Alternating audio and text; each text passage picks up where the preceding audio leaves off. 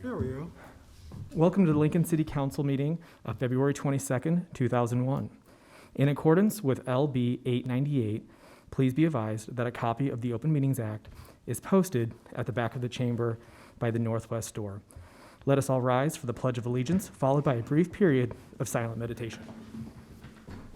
I pledge allegiance to the flag of the United States of America and to the republic for which it stands, one nation, under God, indivisible, with liberty and justice for all.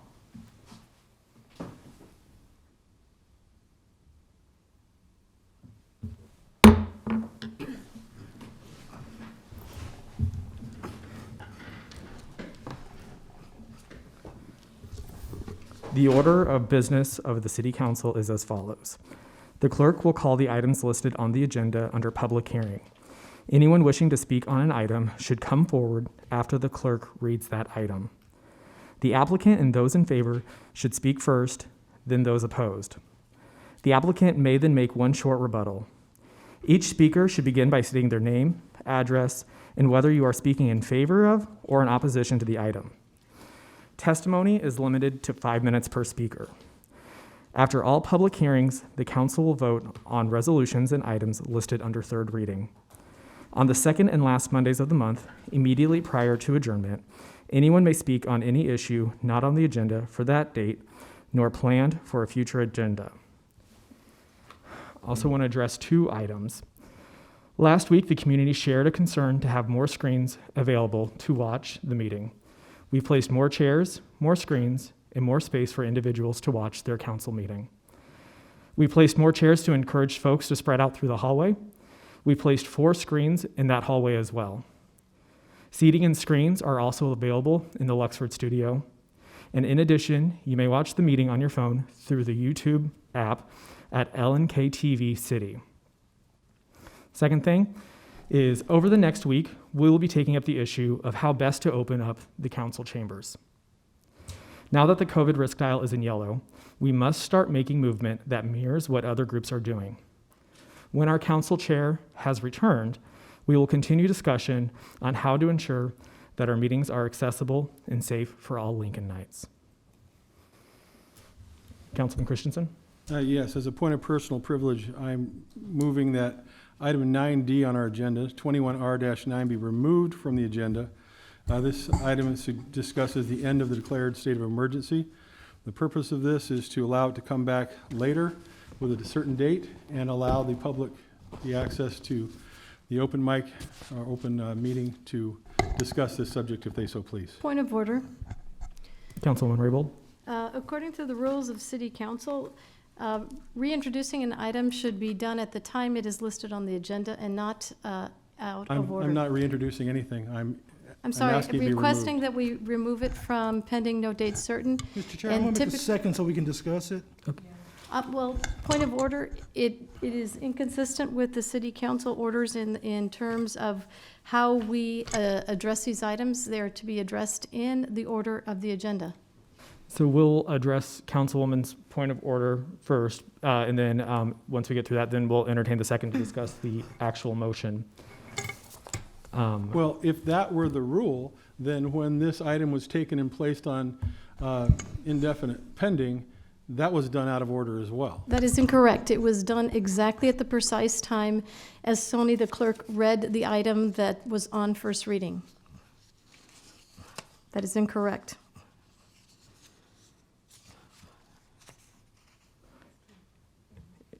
Any other thoughts on Councilwoman Raybold's point of order?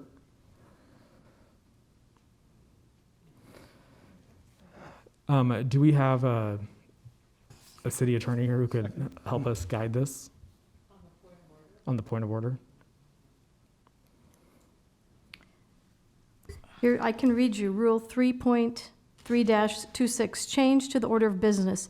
The order of business of the council, as established by its formal agenda and the standing rules of Section 2.04.010, shall not be changed except by a vote of at least 2/3 of the members present and voting. So you need to ask us to change the order first, But I respectfully ask that you do things in the appropriate time as the rules of the city council dictate.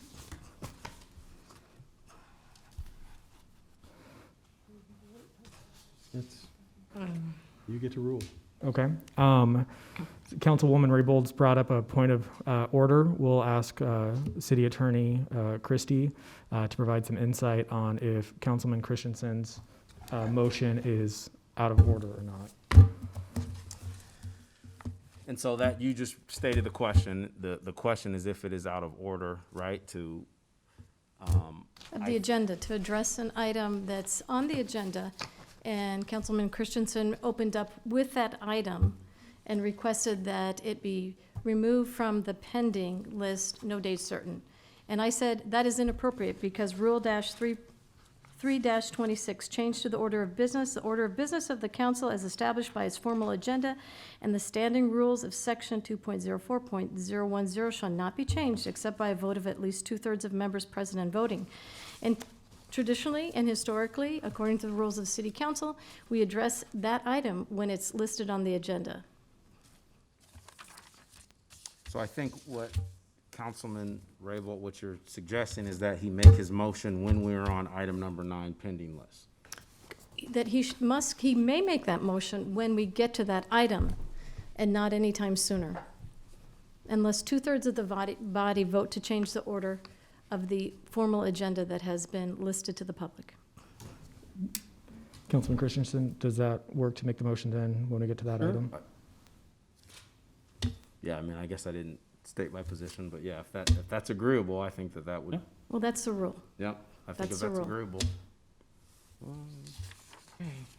Thank you. Okay, Thank you, City Attorney. I don't think you needed me.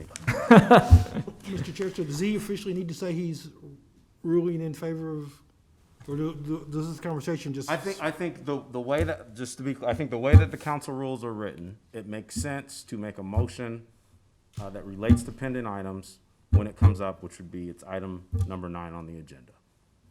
But I do think you can vote to take it up now. My question was, we had a, as Councilwoman Ward said, it's up to the chair's decision to make which one of those he chooses, to follow Mr. Christensen or Councilwoman Raybold's. I don't think the chair has a choice. Okay, that's That's what I'm saying by reading the rules. The chair doesn't have a choice. He has to follow There's no the decision to rules be of city. made. So you're saying there's council. no decision to be made at this point? So it sounds like, Councilman Washington, did you have a point? No, I just had a question, but I'm going to hold my question just to maintain some semblance of understanding. Okay, so it seems like the two options that are available in front of you is if you wanted to make the motion to suspend the rules to have it now, or make the motion when we get to that item 9. We'll wait. Councilwoman Raybold said that's not an Okay. option. Okay, It's not an option. so the second will happen later. Okay? Yes. Okay, thank you, City Attorney Christie. There is a Alright. reason to keep the rules. Will the clerk please call the first item of business? A brief announcement before we move into our consent agenda.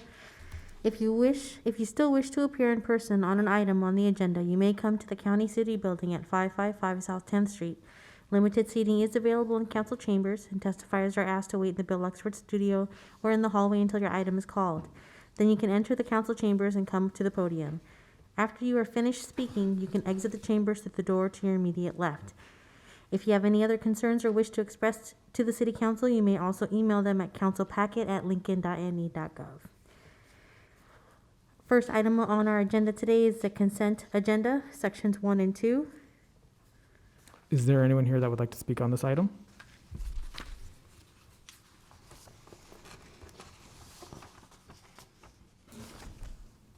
Seeing that, I would ask for a motion to move. Okay.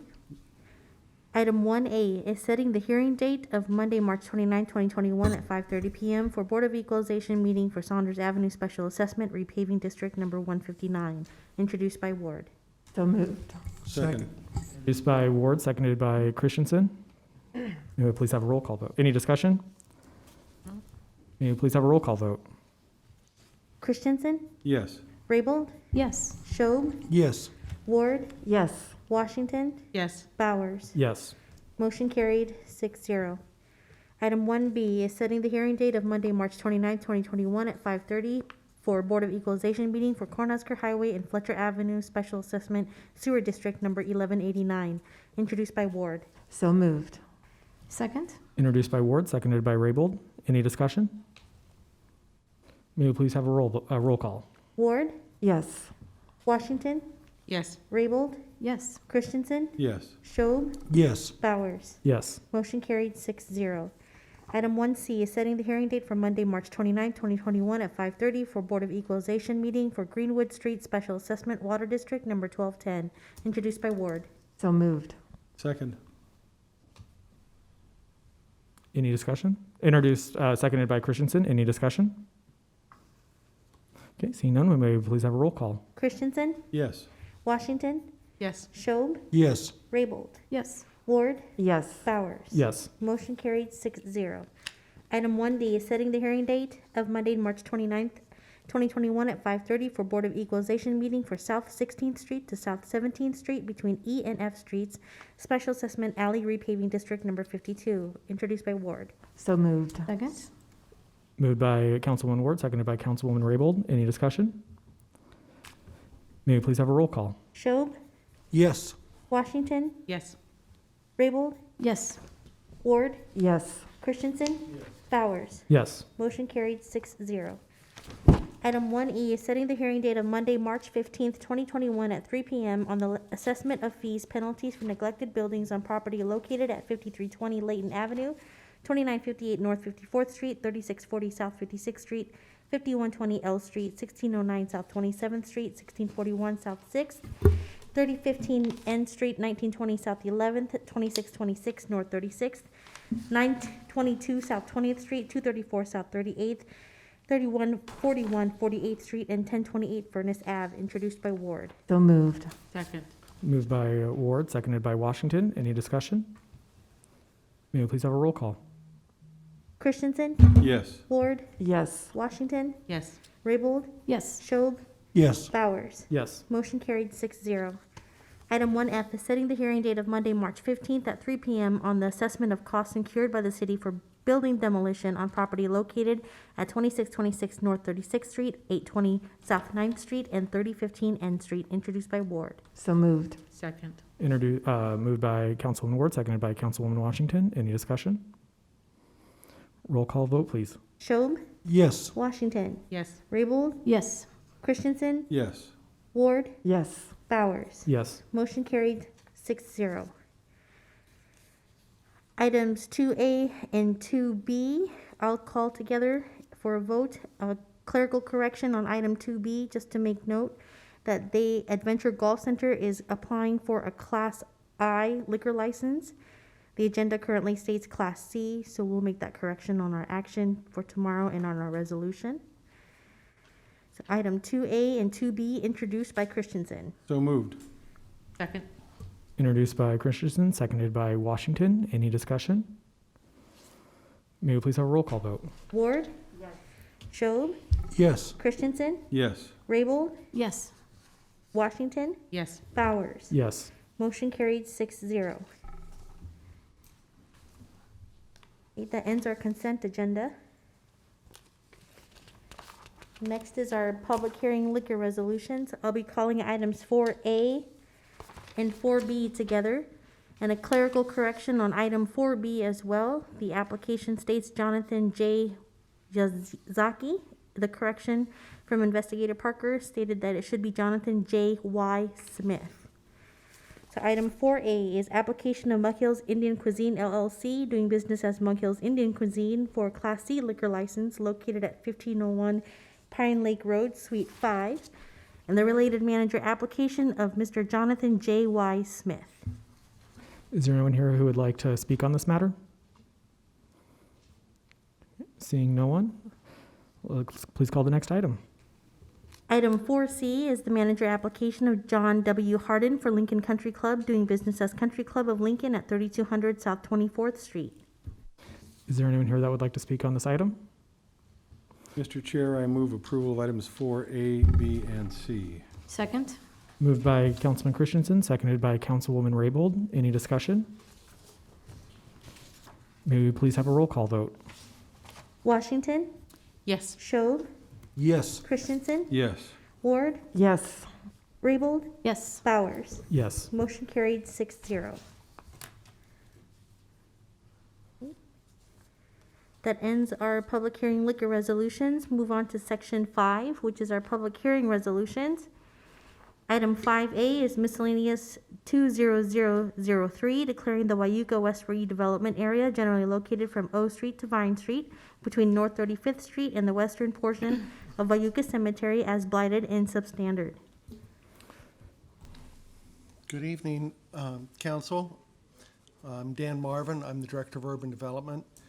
This is another in a series of items that would be coming before you for the Wayuka project.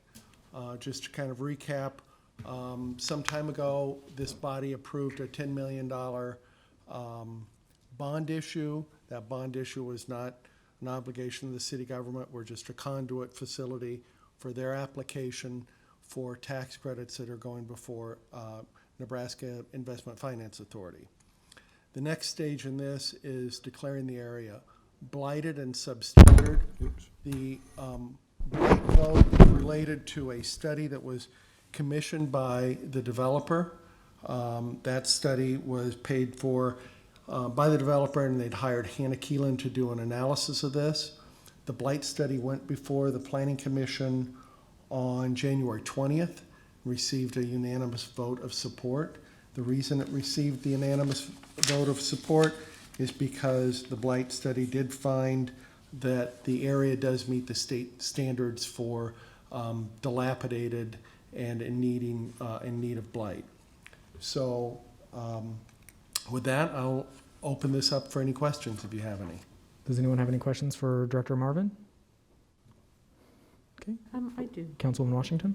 There were a number of neighbors in the neighborhood there to the property who had some concerns about what blight might do to their property values and also transportation. So I realize transportation isn't part of the blight study, but if you could. Well, that's a good question. I think that our understanding of what the assessor does for blight, because it's not a pretty word, and I think that a lot of times we've brought before this body extreme blighting, and we've done these. The terms themselves are designed to provide resources that can be used to address those blights. So in this particular case, the blight will allow tax increment financing to go there. Ultimately, at some point, you will see a redevelopment plan. We believe that redevelopment plan that we'll be bringing towards you will resurface a couple of gravel streets in that area. So in that sense, by blighting it, we access tools that we can use to then later alleviate infrastructure problems that are in that neighborhood. When we do things that are extremely blighted, in those areas, the extreme blight, presently what we use it for is for taxpayers to be able to purchase a home and get a $5,000 tax credit on the purchase of that home if they live in that property. So while the terms themselves are maybe cause a certain amount of concern, what they do is they allow resources to be used in that neighborhood.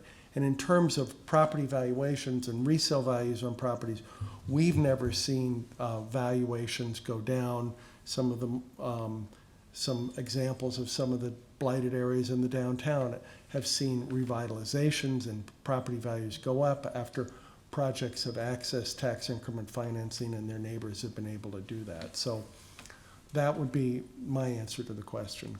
Thank you very Council much. Any further questions for Director Marvin? Thank you so much.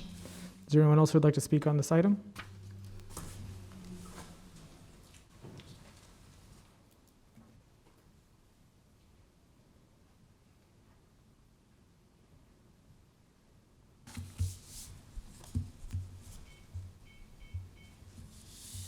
Samuel Lyon from Lincoln, Nebraska. As I looked over the agenda for today, I knew I needed to be here anyway, waiting for another agenda item. And I noticed that this resolution to designate a portion of our fine city as blighted. And as a concerned citizen, I decided to look into the blighted report, and here's what I found. First off, it looks as if Wyuka really got taken to the woodshed on this one. Concepts like unsanitary or unsafe conditions, unkept property, unmaintained property were found within that blighted report, mostly talking about Wyuka property and Wyuka buildings. But as I read closer, it almost looked like whoever was writing the report was using it as a means to an end.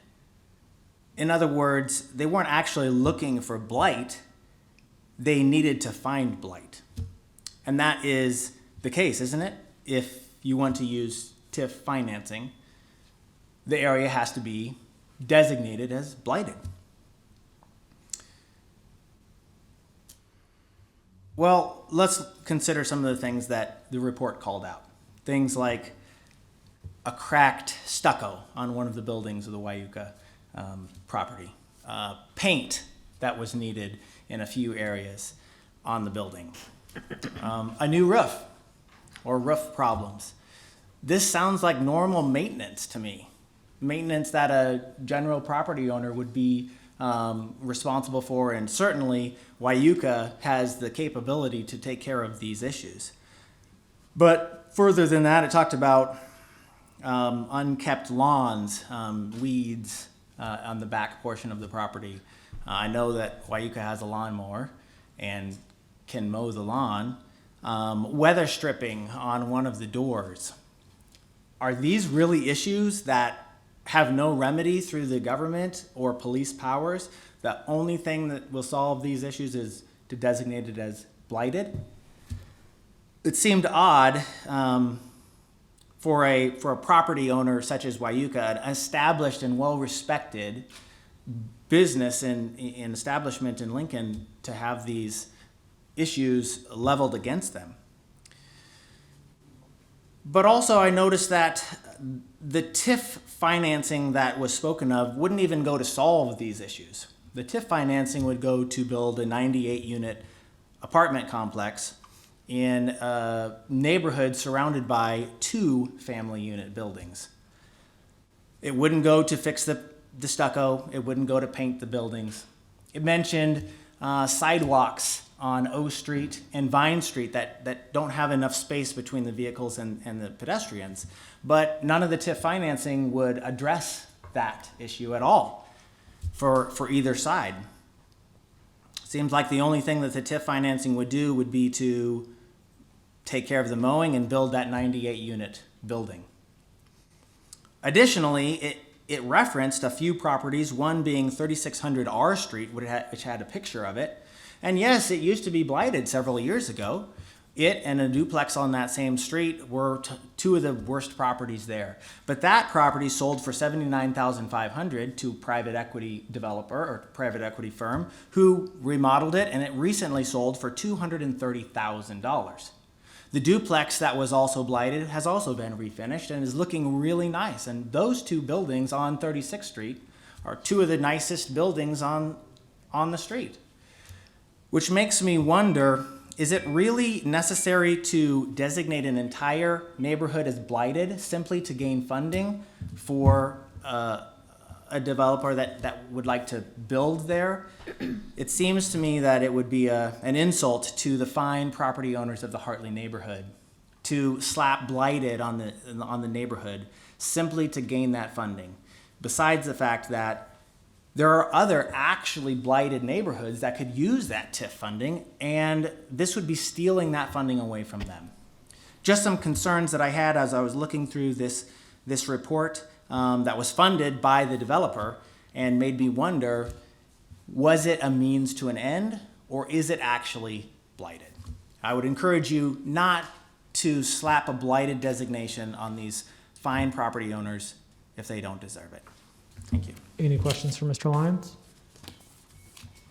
Thank you for coming down. Thank you. Is there anyone else here who would like to speak on this item? Seeing none, Director Marvin, would you like a short rebuttal?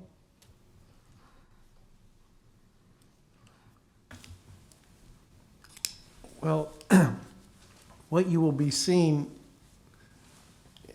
there are multiple steps here. This is a larger area that is a blighted area.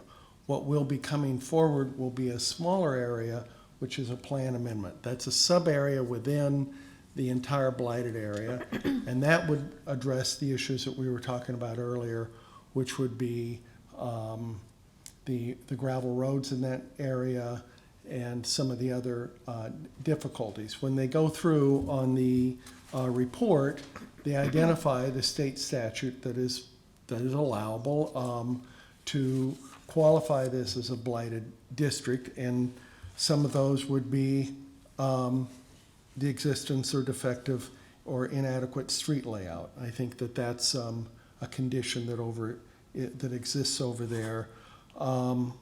Faulty lot layout. Well, this is just a large outlot that will then be able to be platted and re-subdivided. The unsafe conditions, I think, really deal with the flooding that's occurring over in that area. The pond is silted in there, and I think many of the neighbors will tell you that there have been flood issues. Ultimately, that is not going to be directly addressed through the TIF project that we have, but there will be funds that will be available that can work together to help address the flooding issues that Wyuka faces. So these are some of the reasons why, first, it's a sub-area that we will be talking about from the plan amendment that went through the Planning Commission the other week, that will be making its way to this body for further discussion. And then overall, the ability to address some of the larger issues in that. No, this one agreement won't address all of them, but it will create resources that down the road can deal with some of the flooding and other issues in the Wyuka area. Any questions for Director Marvin? Seeing none, thank you so much.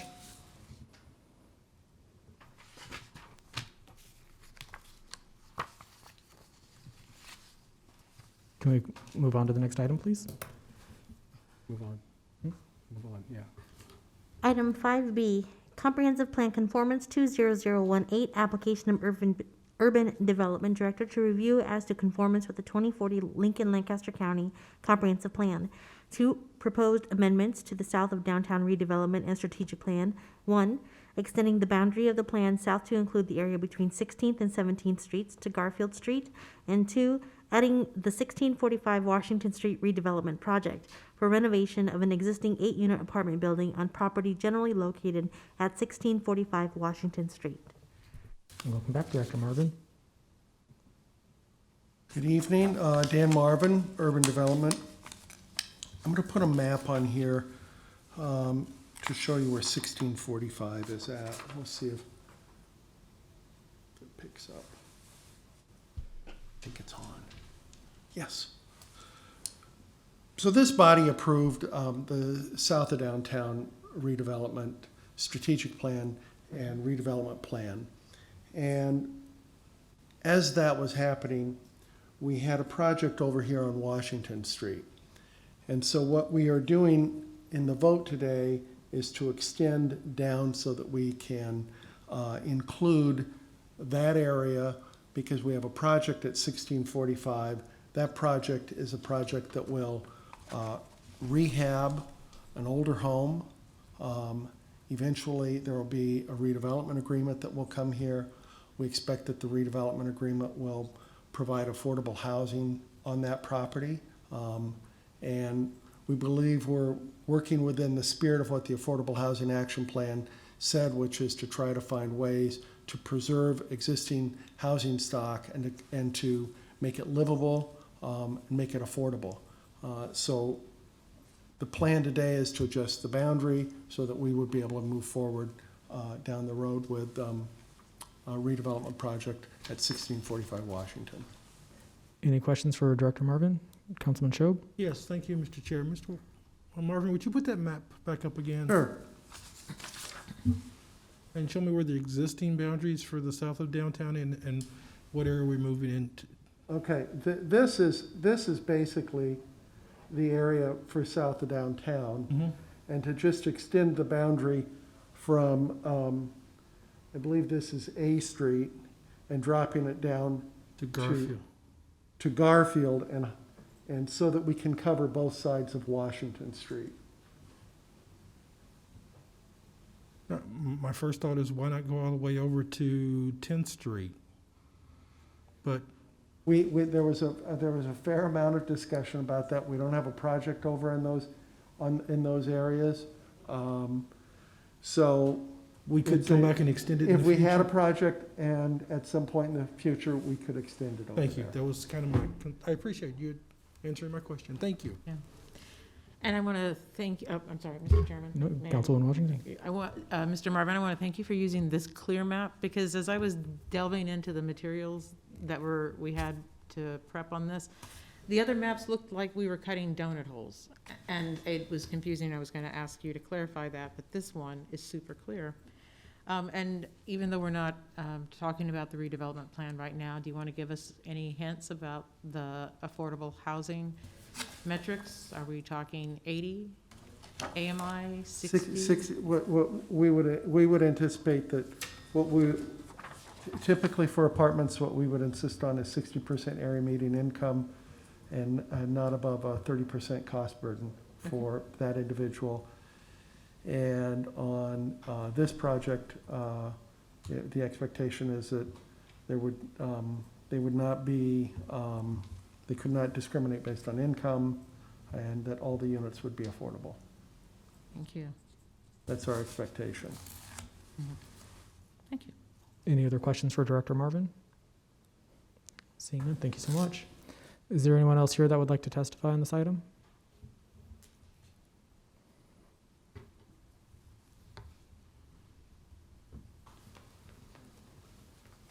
Good evening.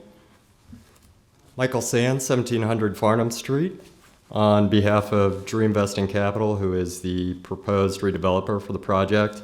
Dan outlined, the parameters of the project a little bit, so I won't belabor those points. But I think as far as what the current condition of the home is right now, it is an 8-plex right now. It's very dilapidated. It's been vacant for a number of years.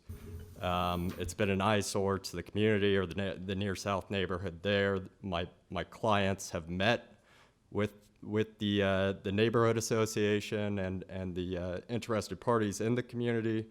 They've been very supportive, both in an official capacity and just excited for the project. As far as the need for TIF is concerned, it's very expensive. Like I said, it's been dilapidated.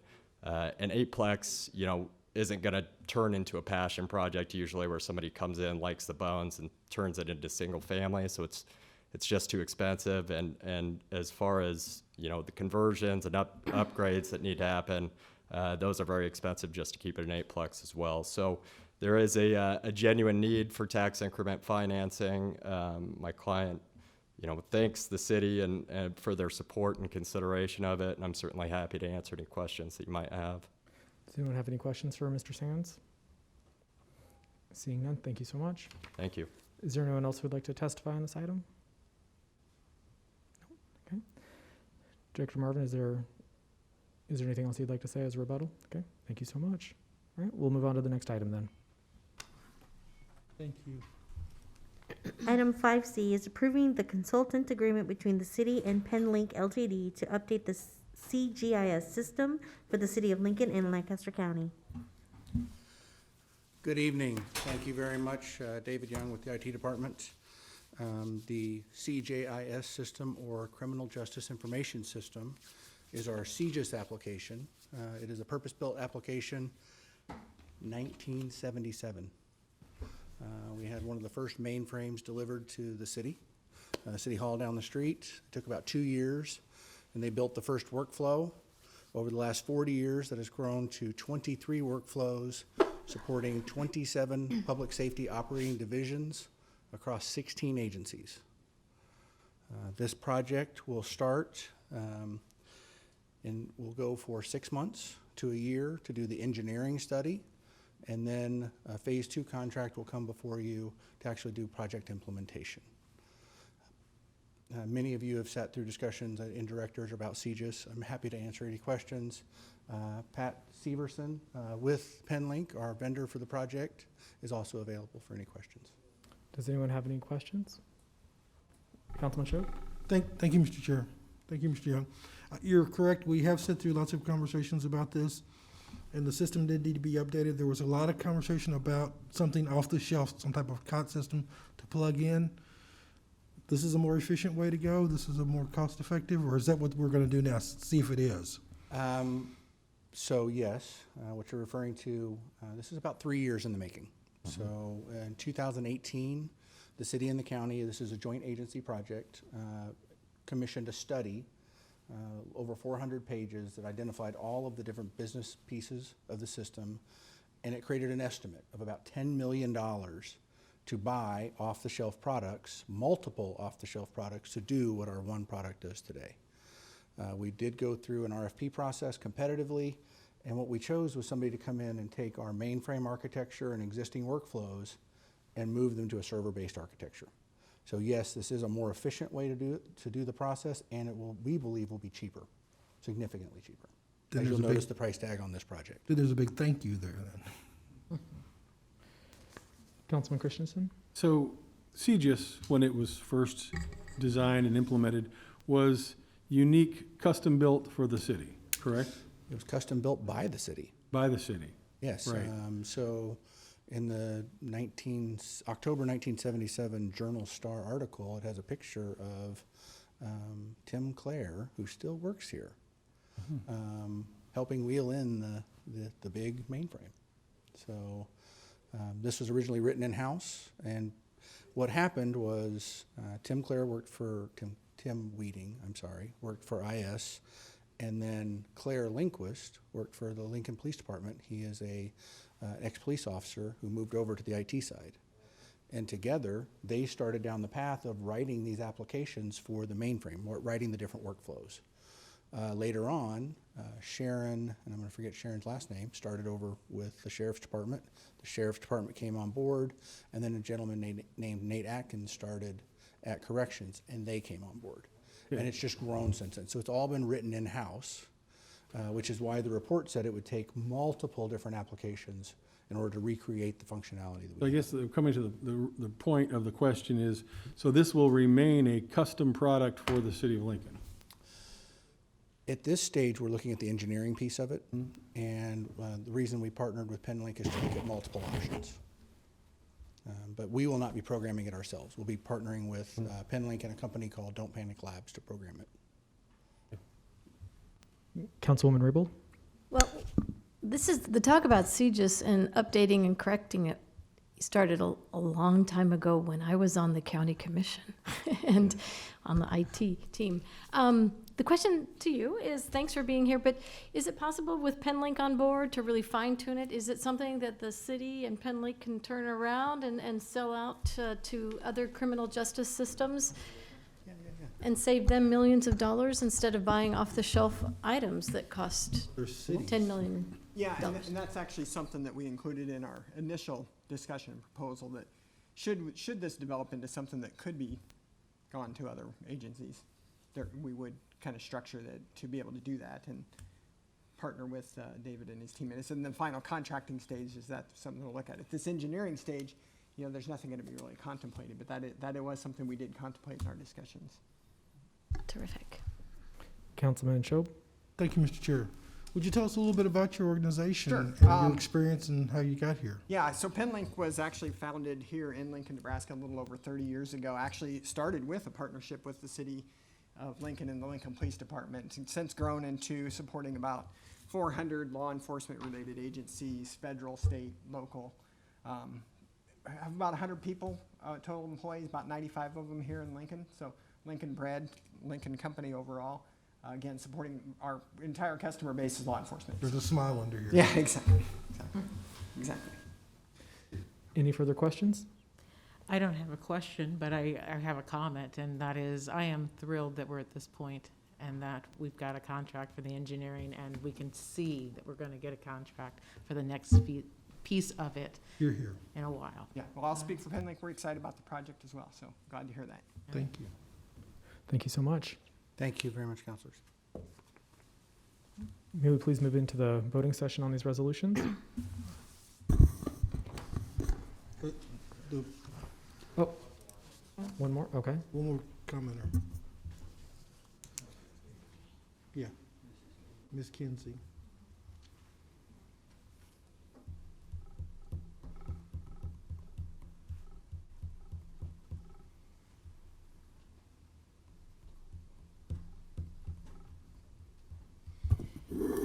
Jane Kinsey with Watchdogs. We have some concerns about whether this is necessary. We have a good police department. As far as I know, they don't have any negatives against them.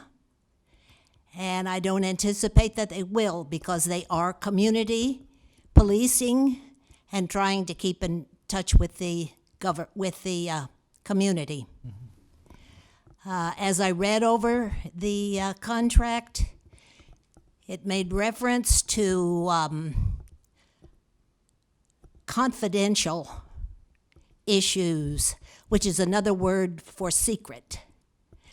And until we know more about this and it is explained to the community, which it has not been, as far as I know, it hasn't been any place except on the agenda.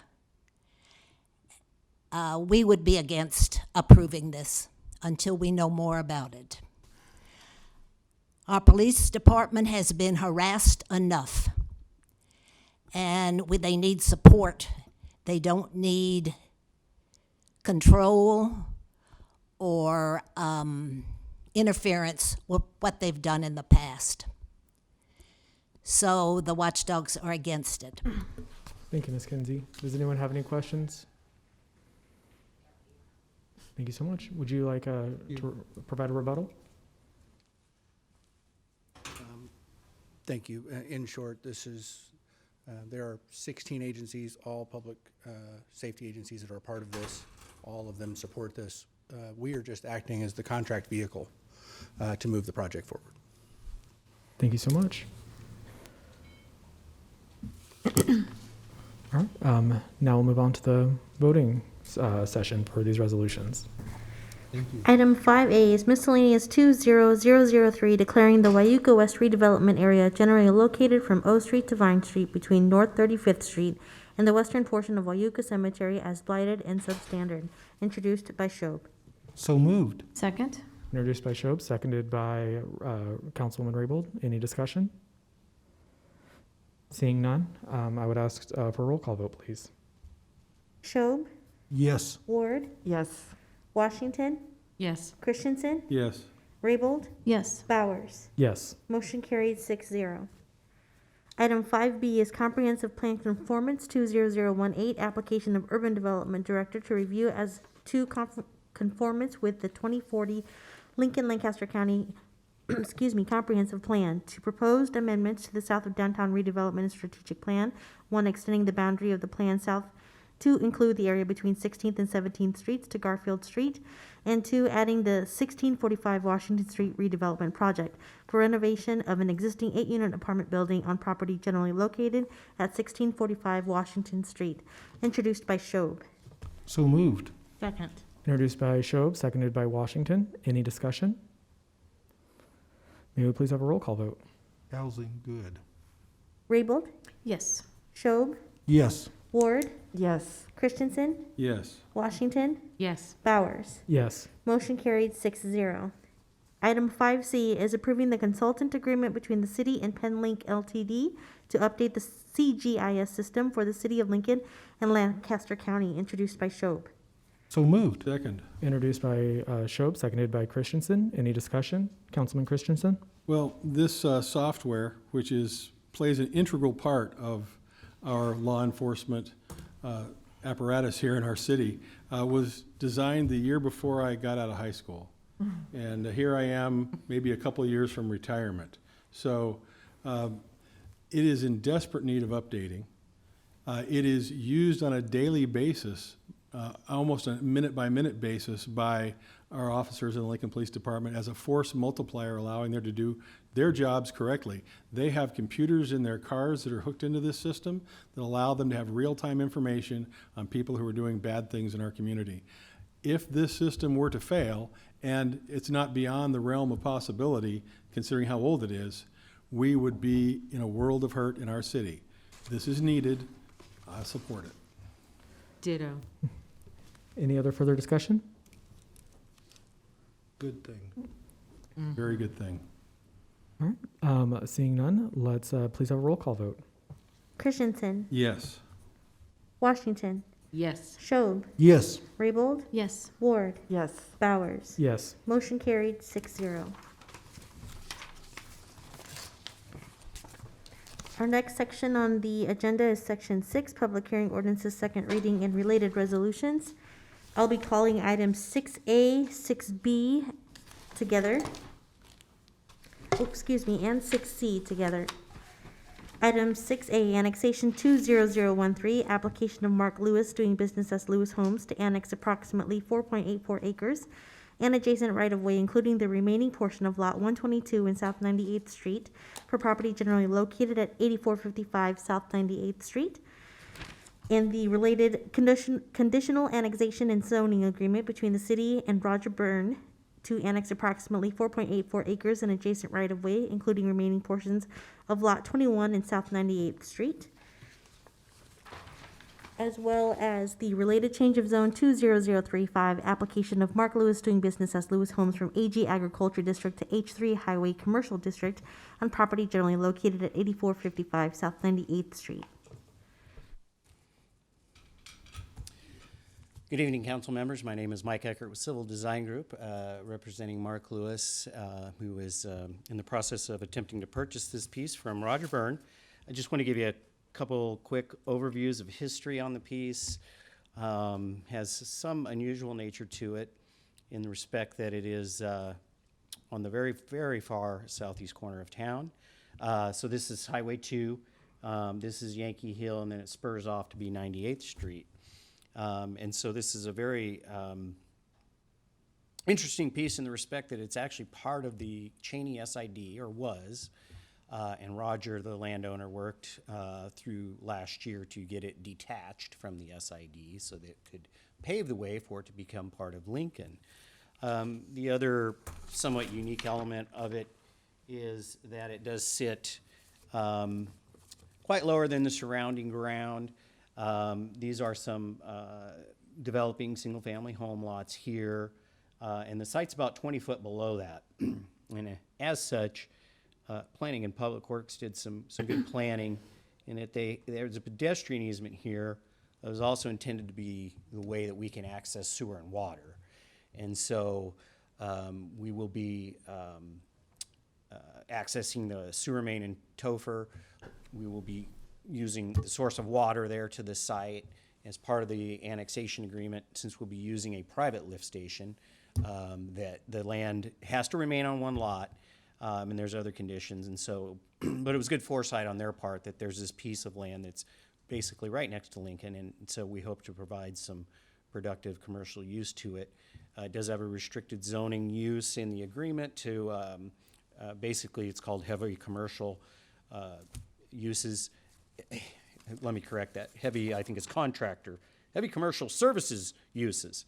And so what that is what the goal is here is to do what we call contractor storage facilities, where you've got a furnace and air company or a glass company or something of the like that needs an office up front, room and back to store equipment, the back of the shop, if you will. And you know, outside of some stuff at South 14th Street and the Trade Center, there just really isn't this kind of zoning and use in South Lincoln. And so come a long way with this piece, getting it here. Along the way, we have agreed to preserve for entryway corridor screening, a tree mass here of spruce trees, as well as then we worked with the neighbors. There's only one existing neighbor today, but we've had conversations with Dennis Lyons, who owns both of these lots, and Rick Kruger Development, who owns those lots, that we will preserve this tree mass along here. Where there are some gaps, we are going to plant trees.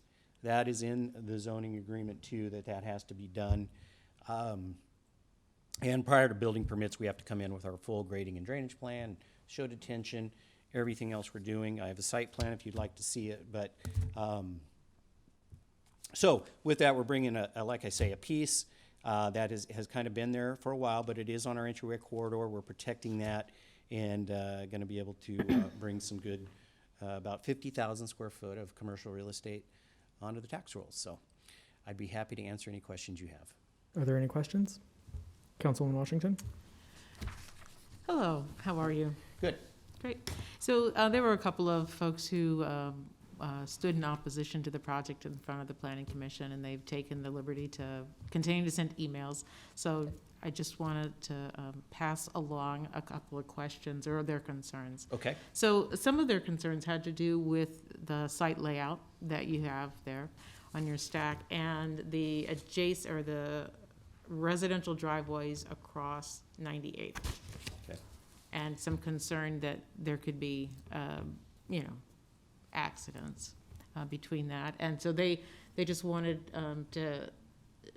me to bring up the desire not to have the driveway into this commercial area to be right across from the residential driveways, if that makes sense. I'm not an engineer, so let's leave it to the engineers for that. And then I would support the retention of all the vegetation. I really appreciate your client doing that. Sure. Let me put up the site plan. This is the latest that's gone through a little more revision, but specifically to that issue. Contrary to what you may normally think, Public Works in conjunction with us believe that that is in fact the best place for it. Simply because you have a turning movement that is going to receive greater attention. We worked with them. We had to do a deviation request on this actually for two items. One was our distance from down here at the intersection of Yankee Hill and 98th. Didn't mean the quarter-mile standard, but there was simply only a certain distance we could be from it to access the property. And then the other thing was, because there is a curve here, we worked with them on the reduction of the left-hand turn lane in, which we think is actually going to help in a couple ways, and that vehicles turning into the site, coming from the south, will have to slow down for southbound traffic. We feel like that's going to make a better movement for the two driveways here. I have talked with Eloise here on this piece about that. And we will be doing, though, from the north, a right-hand turn lane and then a through lane. But they felt like it is better to put that drive directly across them so that vehicles are seeing that opposing movement and it's not a certain direction from one end to the other, particularly with this curve coming up that direction. They blessed the location, Public Works, LTU, and they blessed the deviation request for the removing the turn lane, because it actually, the right-hand turn lane from the south, because it created more of a hazard. Okay, thank you. Councilwoman Raybold? Thank you for coming down. Can you tell us a little bit about the really difference in the elevation from the residential lots to the north and then the actual lot itself? Did you say it was, did I hear right? Did you say 20 feet? Yeah. Wow, okay. I don't know if you can see it on your end. This screen doesn't have quite the resolution. So the houses here do walk out, and so the elevation of the first floor of the houses is that is a 1420. Okay. Is what that says there. And then by the time you get down to the rear of the lots, you're at a 1410. And then this elevation bar here is a 1400, and this takes it down to a 90. And so we're probably going to use the back of the buildings there, Councilman Rayball, as you see there, as we will cut those down, and those foundations, we'll have an extended foundation wall that kind of serves as a retaining wall. Yeah. So we think that the buildings themselves will be probably at that 1400 elevation, if not less. And so with their first levels at 1420, we think we'll have 1400 or maybe a little less for the elevation of the buildings. So a 20-foot difference from their main level. And then I believe you also said that you're going to be presenting your drainage water retention or plan to the city Correct. It's a Okay. condition in the zoning agreement. Okay. Because it's an H3 zoning. It's not a use permit district, but they said, so it's in the zoning agreement that Roger Byrne has signed and been submitted as part of the package that, yes, watershed management, LTU, planning, everybody's got to sign off on our grading, drainage, site plan, all those details, landscape screening, parking lot screening, and those items before we can pull any permits on the property. Okay, thank you very much. Are there any further questions? Thank you so much. Is there Thank you. anyone else who would like to testify on this? Thank you, Mr. Eckert.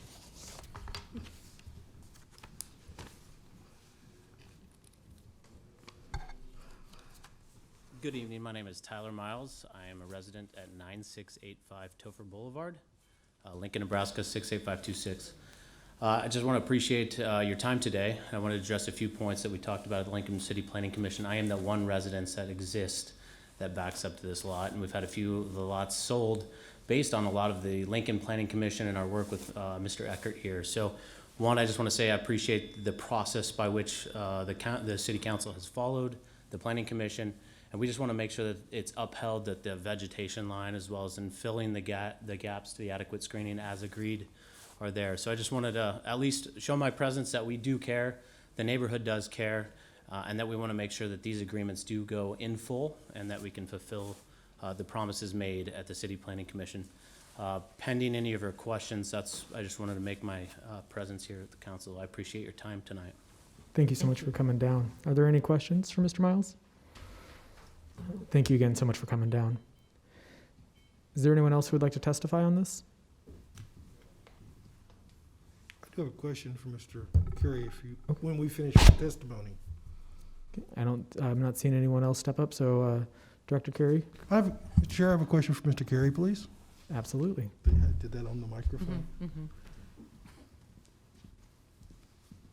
David Carey, Director of the Planning Department. Mr. Carey, thank you for coming forward. After hearing the young man who lives in the neighborhood say he had some concerns, what recourses does he have if the developer doesn't hold up their end of the deal?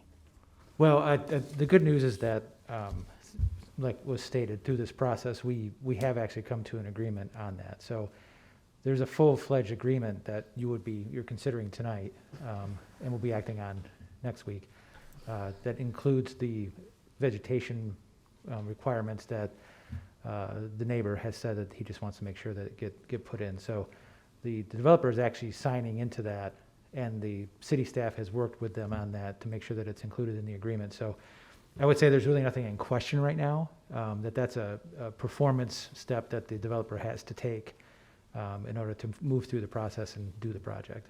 I think that was the part I was looking for. So hypothetically, 2 years from now, the trees aren't there, you don't sign off on the finished, the performance is not done, then there's some things held back, yeah. Correct. And we were able to implement and enforce that requirement. That was my question. I appreciate you taking the time to explain it to me. Sure. Thank you. Any other questions for Director Carey?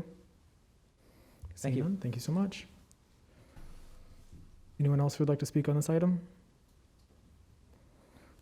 Okay, seeing none, you're welcome to come on back up. Yes, I appreciate Tyler bringing that up. He was very thorough in his review of the project for Planning Commission. But I will just read to you, so it is in the zoning agreement that has been signed by the current owner, will ride with the land, and signed by the mayor upon your approval. Byrne shall preserve and maintain the existing tree masses that serve as screening along the southwest boundary of the property, along Highway 2, and along the north boundary of the property, adjacent to the residential lots immediately adjacent to the property. With regard to the tree screening along the north boundary of the property, Byrne shall also be responsible for filling in gaps in the tree masses where required to effect adequate screening. So I think we've got it well covered, and the neighbors have some teeth. So Thank you so much. Any further questions? Okay, seeing none, thank you so much. We'll move on to the next item. Item 6D is amending the Lincoln Municipal Code by amending section 5.38.030 relating to applications for permit.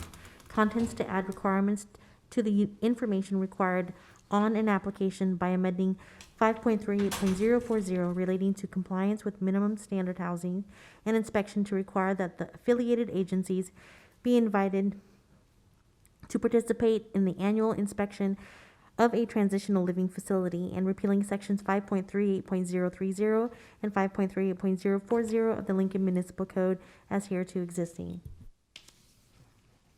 Welcome. Thanks. Tim C., City Attorney, Assistant City Attorney, on behalf of several council members brought this item to us to draft two rather small changes to Chapter 5.38, one, Section 5.38.030, to add a couple of pieces of information to the application for a permit, namely telephone number and other relevant contact information, I think to incorporate things like email and things like that. The second would be in Section 5.38.040, to add a requirement that the building official contact the state agencies or federal agencies or local corrections agencies who may have folks residing in one of these transitional living facilities to invite them to participate in the annual inspection. Those are the two changes to the code. I'd be happy to answer any questions you might have. Are there any questions for Mr. C? Councilwoman Raybold? I don't have any questions for Okay. Mr. C, just to thank Mr. C for his help on these minor tweaks, and I have a few comments if I may provide them. And it's really an update for my colleagues on the City Council. I first of all want to thank Councilman Shob for coming up with a great compromise so that we could continue the dialogue and discussion on this really important issue of transitional living facilities in our community, because we know that city law has spent countless hours, the planning department has spent countless hours in community outreach, along with building and safety. So we truly are grateful to have that extra time, and believe me, we used it. We actually used it. We had meetings with the neighborhood associations. We had meetings with the nonprofits and listening to their concerns. We had meetings with probation, talking about their concerns, working with the nonprofits and for-profits and the efforts that they were doing. And so I really have to thank so many people, especially Senator Wishart, who we worked with as well, and Senator Pansing Brooks and her staff, and Senator Geis. We've had Zoom meetings with them, trying to make sure that the legislation that they were going to take up was a continuation of the great conversation, community outreach that we all started. So I just want to say that, you know, that gave us enough time through the end of January to really fine tune. And these changes that we're going to be talking about are just really, really minor, but it's important that we were able to work with Senator Wishart, Pansing Brooks, and Geist on drafting a coherent, consistent way of keeping the community and the residents in these facilities informed, and also making sure that the for-profit and nonprofit operators have a consistent, uniform service definition and standards. In addition, the for-profit and nonprofit providers have increased accountability and transparency with the agencies like probation, parole, DHHS, and community corrections that use taxpayer dollars for initiatives such as transitional living facilities to help reduce jail overcrowding. The goal is to ensure the dignity and safety of those integrating successfully back in our communities. So here's what we passed. I'm just going to review what we passed back in November after all the public meetings and research and recommendations from the neighbors, agencies, and operators, as well as our own planning department. So the items that I'm going to list right now are the things that we already passed that are in place. We required a permit for the transitional living facilities. The permit is approved administratively. It doesn't necessarily come back before us. The application is reviewed by planning to make sure multiple facilities are not located all in one neighborhood. The application must include and be updated to list the local, state, federal agencies that the operator is working with in providing this housing. And so I've mentioned a few of them before. Those are like probation, parole, DHHS, community corrections, just to name a few. Transitional living facilities are inspected on an annual basis. Building and safety inspects the exterior like they would do for any rental property, but they also are permitted to inspect the common interior spaces like the living room, dining room, kitchen, TV room, meeting rooms that are open to any and all of the occupants. And planning and building and safety have already updated the online application process to reflect these changes that we approved back in November.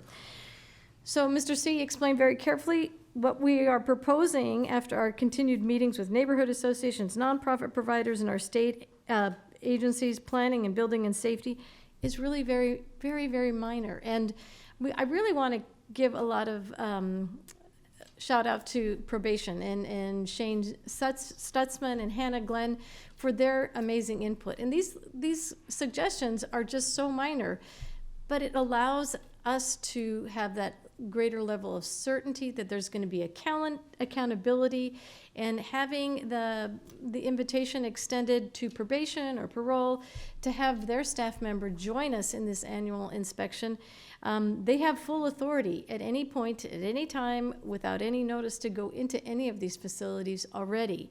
But to join together, I think it's a greater consistent way of showing to our community that we care very much about the residents in the facilities, that they are getting the programming that they need to succeed. So, like Mr. C said, we just want to clarify the telephone numbers so we can contact the operator and their designated representatives.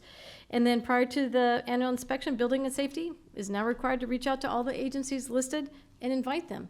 They don't have to work around their schedules. They're just going to invite them. And the agencies that we talked to said, we welcome that. We'd be happy, and we will make a part. If they give us the time, we will show up and jointly inspect the property and make sure our residents are taken care of. Of course, I thanked Hannah Glenn and Shane Stutzman, and I really, they have been instrumental in leading the way, because they took it upon themselves, based on a lot of the community outreach, to go ahead and come up with their own new administrative guidelines that updated the service definitions to be more in sync with what the nonprofits were doing and the for-profits want to do, so it would be consistent and above board. And I also certainly want to thank Rhonda Mattingly with Bridges to Hope, Casey Moyer with Hanu House, and Monica Zinke with Fresh Start for being a part of the city's efforts. And of course, I want to thank Councilwoman Washington and Ward for being part of all these conversations that we've had. And it's so important that we continue to support these initiatives. So I ask for your help with these minor changes and tweaks. Thank you. Any further questions? Councilwoman Washington? Thank you, Mr. Chairman. I think Councilwoman Raybould has really said everything, and thanking everyone who worked on this. And I just really wanted to say that all along, this has been about listening to what the neighbors have to say, and really taking a look at our own rules and making certain that we were looking for what we could do to provide some parameters to keep neighborhoods vital and safe, and also to allow for some accountability. And all of those conversations were very useful and leading to LB 525, which is the state bill right now in hearing or in committee. And really what they've done is what we've asked, which is to put some programmatic framework around this for the state, and also to increase the amount of coordination that's possible. So what we do today, this amendment to our building code to require our inspectors to invite other agencies to come along, is really just another good effort for coordination and communication between state agencies and local governments. And ultimately, our desire is to help the resident clients of these transitional homes make a good transition back into community. Councilwoman Ward? Thank you, Mr. Chair. I just want to reiterate what my colleagues have said, and thank again Councilwoman Raybould for leading these efforts, and to Councilman Shob, had you not introduced the moratorium, we would not have had time to work with the legislature to make these changes that are really important. And I just want to reiterate and be clear once more from our discussions last summer and fall. I think one thing the council all agrees on, and a priority, has been the well-being and the service of those who are in transitional housing. And for me, it was important to also be able to respond to the neighbors and to the community as to what that could look like. And secondly, I really support forming partnerships with our government partners, and the moratorium that we passed with Councilman Shob's compromise gave us that time to do that, and we were able, as Councilwoman Raybould explained, over the last few months, have those meetings with Senator Wishart and Senators Patty Pansing Brooks and Senator Geis and their staff, and all of our nonprofits who support and we're at the table and that are making this work already in neighborhoods in our community. So I have really, for one, appreciated the formation of those new partnerships, as Councilwoman Raybold mentioned, with parole and probation and corrections, and those are really important when we as an entity, as a council, try to affect important change, and it just takes time, and it's really important to do it and to take the right time. So I'll just say kudos to all the hard work that's been done. These are good changes. I'm glad the neighbors have contact information, as do the residents in the homes, to contact 24/7. That was a big concern of mine. In the past, it was easy just to call Lincoln Police. A lot of us do that because that's an easy go-to, but actually sometimes we don't have to do that. And so now those numbers and contact information will be readily available to people in transition and also to the community and the neighbors that live next door. I wasn't able to support the ordinance the first time because I didn't think it went far enough, and now I think it does. And so I'm really pleased to be able to support these changes and the work that has been done. So thank you, Mr. Chair. Any other questions or comments? Is there anyone else here to testify on this item? Okay, seeing none, we will then move on to the next item.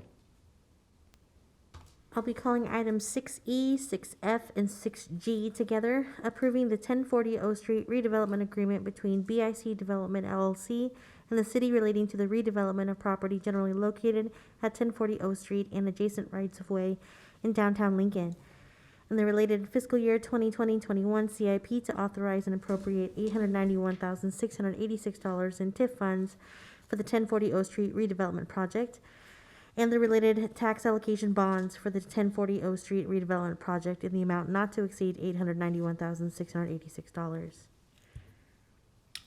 Good evening, Dan Marvin, Urban Development Director.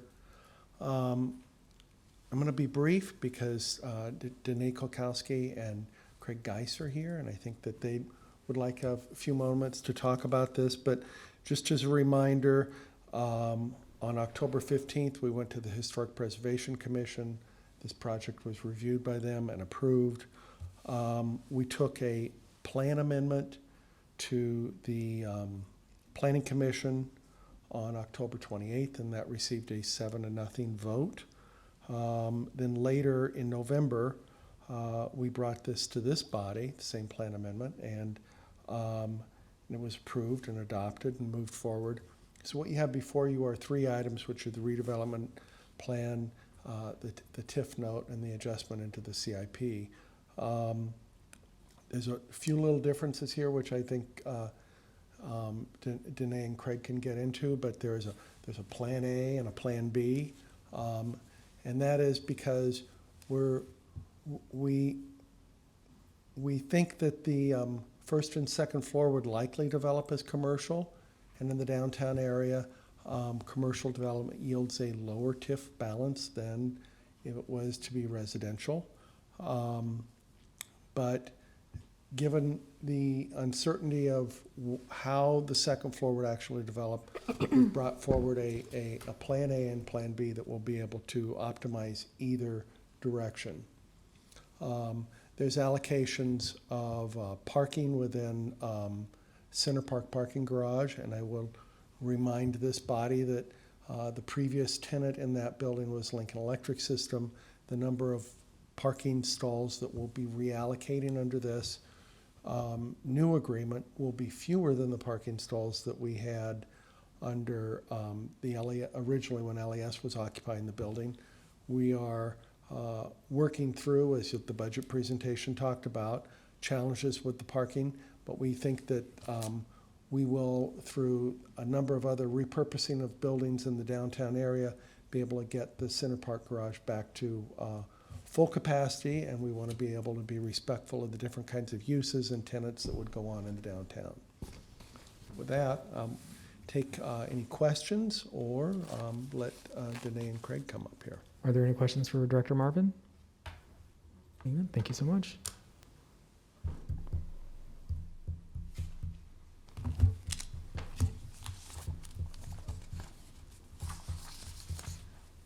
Good evening, members of the council. Danae Kalkowski appearing tonight on behalf of BIC Development, along with Craig Geese, one of the principals of BIC. We'll do a little tag team. I'll just do a little bit of description regarding the project and the redevelopment agreement, and then Craig can tell you a little bit about the company and anything I've missed with respect to the project.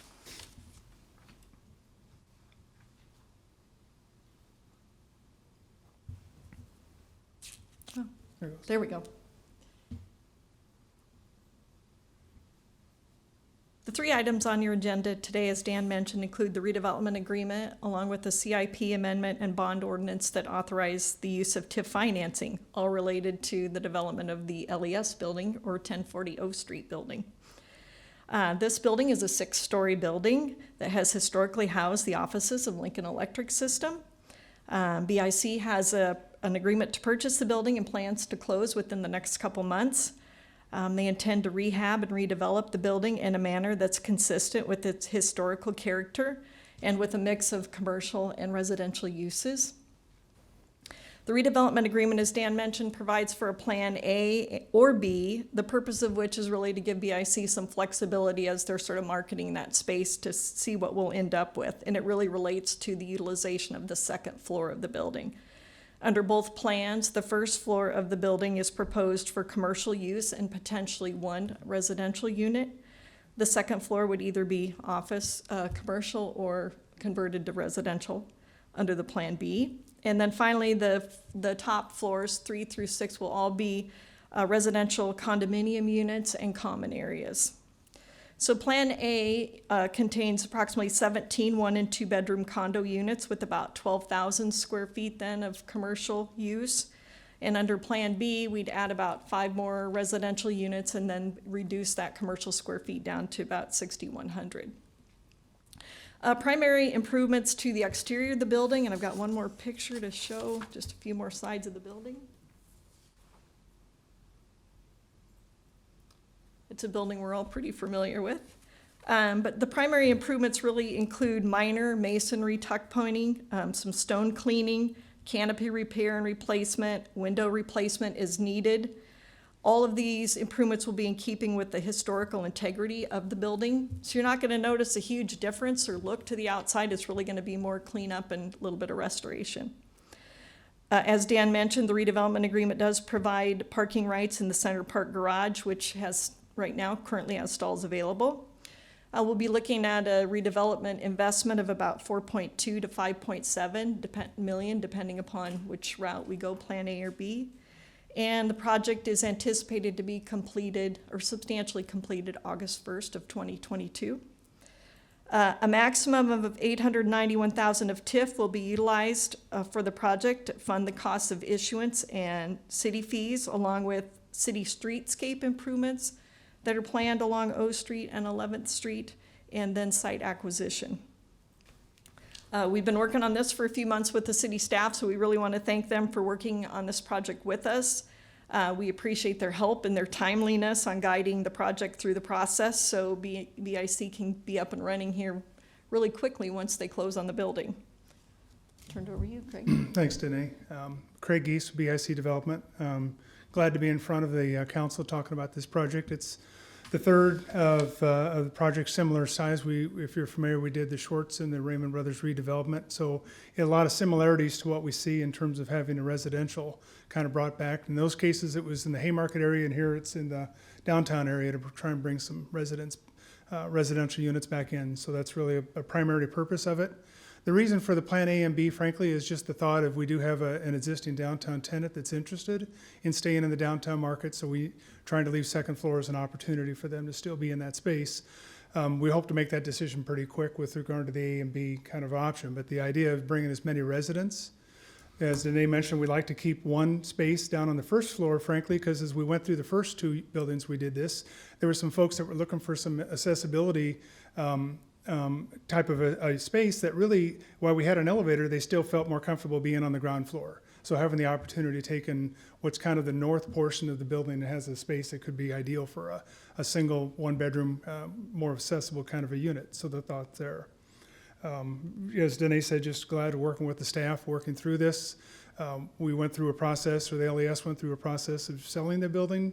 As many of you are probably aware of the process, we were successful, got to a contract, and we closed in the end of April. So that timeframe's nearing, and we're excited at getting started and being able to do the improvements that are planned for us. So don't have a lot of, like Danae said, a lot of things that are happening to the outside of the building. It's not falling apart. LES has done a great job of maintaining it.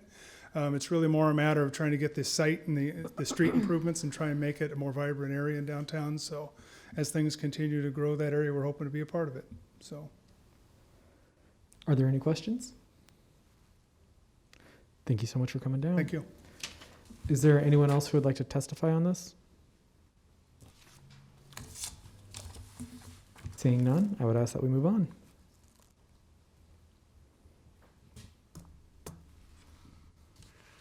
That ends our public hearing on the resolutions. We can move to section 7, which is our ordinances third reading and related resolutions. Item 7A is annexation 20015, application of Derek Matter doing business as Camping World to annex approximately 2.70 acres on property generally located at approximately North 64th Street and Arbor Road, introduced by Raybold. So moved. Second. Introduced by Raybold, seconded by Christensen. Any discussion? Seeing none, I would ask for a roll call vote, please. Washington, Yes. Christensen, Yes. Ward, Yes. Schob, Yes. Raybold, Yes. Bowers. Yes. Motion carried 6-0. Item 7B is approving a development and conditional zoning agreement between City and Camping World to annex approximately 2.70 acres on the property generally located at approximately North 64th Street and Arbor Road, introduced by Raybold. So moved. Second. Introduced by Councilwoman Raybold, seconded by Councilman Christensen. Any discussion? Okay. Seeing none, I would ask for a roll call vote, please. Ward, Yes. Raybold, Yes. Christensen, Yes. Washington, Yes. Schob, Yes. Bowers. Yes. Motion carried 6-0. Item 7C is change of zone 20037, application of Derek Matter doing business as Camping World from AG Agriculture District to H4 General Commercial District on property generally located at approximately North 64th Street and Arbor Road, introduced by Raybold. So moved. Second. Introduced by Raybold, seconded by Christensen. Any discussion? Seeing none, may we please have a roll call vote? Schob, Yes. Ward, Yes. Raybold, Yes. Christensen, Yes. Washington, Yes. Bowers. Yes. Motion carried 6-0. Item 7D is change of zone 20034, application of Professors Row Estates LLC from R2 Residential District to R2 Residential Landmark Designation on property generally located at 3637 Holdridge Street, introduced by Raybold. So moved. Second. Introduced by Raybold, seconded by Washington. Any discussion? Seeing none, may we please have a roll call vote? Washington, Yes. Christensen, Yes. Ward, Yes. Raybold, Yes. Schob, Yes. Bowers. Yes. Motion carried 6-0. Item 7E is special permit 20045, application of Professors Row Estates LLC to allow for a basement apartment on property generally located at 3637 Holdridge Street, introduced by Raybold. So moved. Second. Introduced by Raybold, seconded by Washington. Any discussion? Seeing none, may we please have a roll call vote? Schob, Yes. Christensen, Yes. Washington, Yes. Ward, Yes. Raybold, Yes. Bowers. Yes. Motion carried 6-0. Item 7F, LMC 8.14 Child Care Programs temporarily extending the term of Certificate of Compliance, introduced by Raybold. So moved. Second. Introduced by Raybold, seconded by Christensen. Any discussion? Seeing none, may we please have a roll call vote? Washington, Yes. Ward, Yes. Raybold, Yes. Schob, Yes. Christensen, Yes. Bowers. Yes. Motion carried 6-0. Item 7G, amending Chapter 8.20 of the Lincoln Municipal Code relating to the Lincoln Food Code by amending Sections 8.20.020, 8.20.030, 8.20.80, 8.20.080, 8.20.090, 8.20.100, 8.20.110, 8.20.120, 8.20.135, 8.20.150, 8.20.160, 8.20.191, 8.20.260, 8.20.261, 8.20.264, 8.20.280, 8.20.320, and 8.20.330.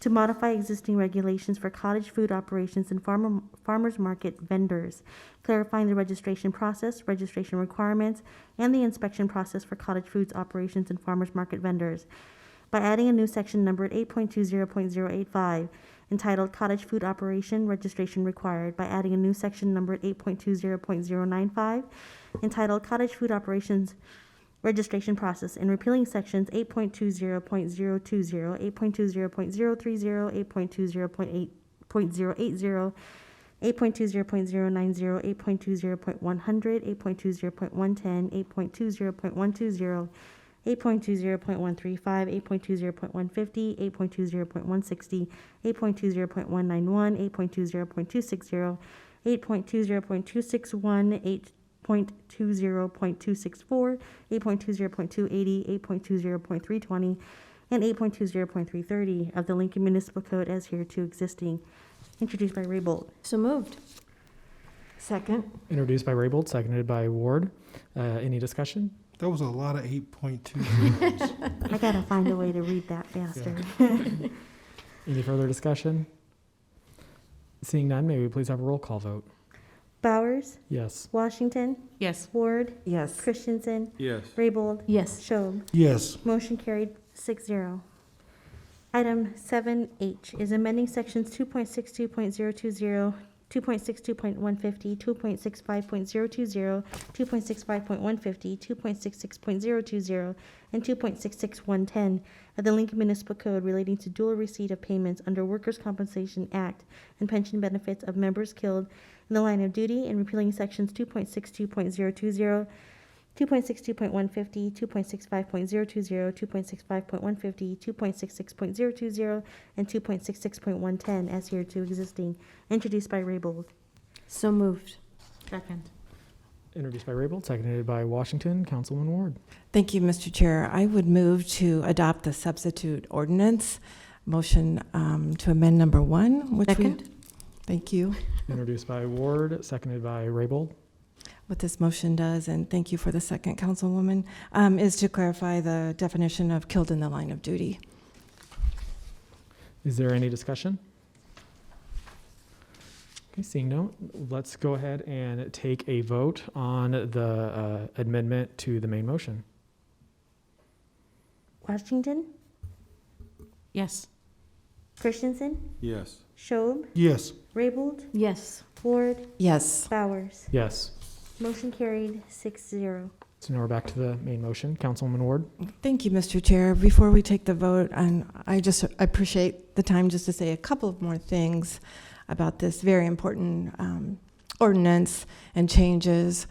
I first, again, want to thank Vince Powers, Lincoln attorney, who was here a couple of weeks ago with us, who brought this to my attention, that we needed to make these important changes to our existing ordinance. And had he not done that, we wouldn't have had the somewhat difficult and somber but very important conversation about what we need to do as a city to ensure that benefits follow correctly when our first responders are killed in the line of duty.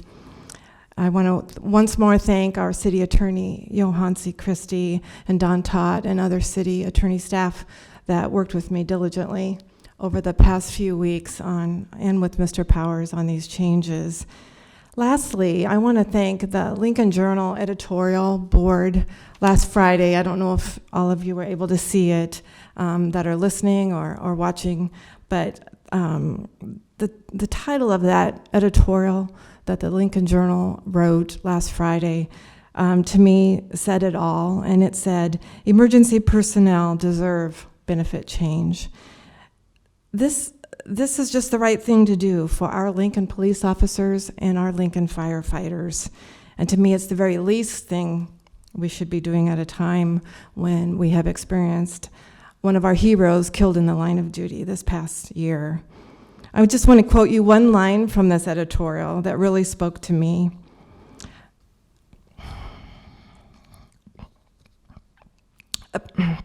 updating the benefit structure to ensure families are eligible to be paid from both pools is a reasonable change to ensure spouses and children of fallen first responders are taken care of as well as possible, knowing that no amount of money will ever make up for the person that they have lost. I believe in hope, and it's my hope that we never need this ordinance again. But should our community experience yet another unimaginable tragedy, these amendments that are before you today will guarantee that the appropriate benefit changes to the loved ones who are tragically left behind by our fallen heroes and our first responders killed in the line of duty will have what they deserve. I encourage my fellow council colleagues to vote in favor of these amendments. Thank you very much, Mr. Chair. Very well said, Councilwoman. Any further discussion? Councilman Christensen. Thank you, Councilwoman Ward. This is a very good thing. Any further discussion? Let's do this. All right, let's please have a roll call vote. Christensen, Yes. Ward, Yes. Washington, Yes. Raybold, Yes. Schob, Yes. Bowers. Yes. Motion carried 6-0. Item 7I is change of zone 20040, application of American Nebraska Limited Partnership from R2 Residential District to B1 Local Business District on property generally located at 3930 South Street, introduced by Raybold. So moved. Second. Introduced by Raybold, seconded by Washington. Any further discussion? Seeing none, may we please have a roll call vote? Washington, Yes. Raybold, Yes. Schob, Yes. Christensen, Yes. Ward, Yes. Bowers. Yes. Motion carries 6-0. 7J is change of zone 15016B, application of Lincoln Federal Bank Corp., Inc. to amend the Wilderness Creek Plan Unit Development by revising the site plan to add multifamily housing and a change of zone from R3 Residential District to R5 Residential District on property generally located at South 33rd Street and Wilderness Hills Boulevard, introduced by Raybold. So moved. Second. Introduced by Raybold, seconded by Christensen. Any further discussion? Seeing none, may we please have a roll call vote? Christensen, Yes. Washington, Yes. Schob, Yes. Raybold, Yes. Ward, Yes. Bowers. Yes. Motion carried 6-0. Item 7K is amending the pay schedule for the employee group whose classifications are assigned to the pay range prefixed by the letter C by creating the classification of one-call technician, introduced by Raybold. So moved. Second. Introduced by Raybold, seconded by Christensen. Any further discussion? Seeing none, may we please have a roll call vote? Washington, Yes. Raybold, Yes. Schob, Yes. Christensen, Yes. Ward, Yes. Bowers. Yes. Motion carried 6-0. Item 7L is amending the pay schedule for the employee group whose classifications are assigned to the pay range prefixed by the letter A by creating the classification of right-of-way superintendent, introduced by Raybold. So moved. Second. Introduced, seconded by Christensen. Nope, over here. Oh, Schob. Any further discussion? Seeing none, may we please have a roll call vote? Schob, Yes. Raybold, Yes. Christensen, Yes. Bowers, Yes. Washington, Yes. Ward. Yes. Motion carried 6-0. Item 7M is amending the pay schedule for the employee group whose classifications are assigned to the pay range prefixed by the letter N by creating the classification of utility locate technician, introduced by Raybold. So moved. Second. Introduced by Raybold, seconded by Washington. Any further discussion? Seeing none, may we please have a roll call vote? Ward, Yes. Christensen, Yes. Washington, Yes. Schob, Yes. Raybold, Yes. Bowers. Yes. Motion carried 6-0. Item 7N is amending the employee group whose classifications are assigned to pay range which is prefixed by the letter A to change the title of Assistant City Auditor to Assistant City Controller, introduced by Raybold. So moved. Second. Introduced by Raybold, seconded by Christensen. Any further discussion? Seeing none, can we please have a roll call vote? Christensen, Yes. Schob, Yes. Ward, Yes. Raybold, Yes. Washington, Yes. Bowers. Yes. Motion carried 6-0. Item 7O, amending the employee group whose classifications are assigned to pay range, which is prefixed by the letter M, to change the title of Superintendent of Water Pollution Control Facilities to Superintendent of Water Resource Recovery Facilities, introduced by Raybold. So moved. Second. Introduced by Raybold, seconded by Washington. Any further discussion? Seeing none, may we please have a roll call vote? Raybold? Yes. Washington? Yes. Schob? Yes. Ward? Yes. Christensen? Yes. Bowers? Yes. Motion carried 6-0. Item 7P is amending the pay schedule for the employee group whose classifications are assigned to the pay range prefix by the letter N by deleting the classification for barricade worker, introduced by Raybold. So moved. Second. Introduced by Raybold, seconded by Christensen. Any further discussion? Seeing none, may we please have a roll call vote? Washington? Yes. Christensen? Yes. Schob? Yes. Raybold? Yes. Ward? Yes. Bowers? Yes. Motion carried 6-0. Item 7Q, amending the pay schedule for the employee group whose classifications are assigned to the pay range prefix by the letter A by deleting the classification for Assistant Superintendent of Operations, Water Pollution Control, introduced by Raybold. So moved. Second. Moved and seconded by Christensen. Any further discussion? Seeing none, may we please have a roll call vote? Schob? Yes. Raybold? Yes. Ward? Yes. Washington? Yes. Christensen? Yes. Bowers? Yes. Motion carried 6-0.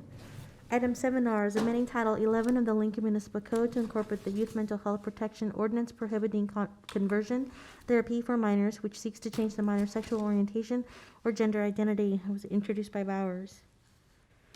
Mr. Chair, may I go ahead and move that? So moved. So moved. Thank Can you. Please get a second. Second. Seconded by Raybold. Any discussion? We'll start with Councilwoman Raybold.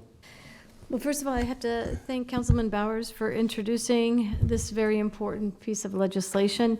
And I have to thank so many who came out and testified. We had a great attendance of people. And I really want to thank all those who continued to submit emails to us with their comments and concerns. I have to tell you, it was truly heartening to see that even those that opposed this amendment change to Title 11 all agreed that conversion therapy is harmful, especially after many heard testimony from so many survivors. Even so, after hearing some testimony, there was a lot of misinformation presented by those opposed to this amendment. I'm referencing the ACLU because they provided a very thorough analysis concerning the restrictions that were alleged to our First Amendment rights of free speech and religious expression. They wrote, the proposed Lincoln Ordinance is limited to minors, and it only limits medical professionals from conducting sexual orientation change efforts. Pastors and other faith leaders would not be prohibited from preaching what they believe regarding sexual beliefs. This works to hold individuals that hold a professional mental health or medical licenses abide by the standards of care, code of ethics, and not use harmful practice. The proposed ordinance also does not prohibit professionals from talking to their clients about sexual orientation or gender identity issues. Conversion therapy is a form of medical treatment, albeit an unethical and disavowed one. The proposed Lincoln Ordinance targets the quality and type of care that licensed professionals can provide to a minor patient. This ordinance protects the provider's ability to express his or her opinion regarding conversion therapy. This ordinance does not compel providers to disclose facts or information with which they disagree. This ordinance does not limit what religious leaders and parents can say to children. This ordinance does not limit providers from discussing, seeking sexual orientation change effort treatment options. The only thing the ordinance prohibits the therapist from doing is actually performing conversion therapy on a minor, given the significant risk of harm. So for this reason and the reason of so many of those who testified, in support of this amendment, I will support this as well. Thank you, Councilwoman Raybold. Councilman Christensen? I have a question for law, city law. Do we have someone here from there? Here we go.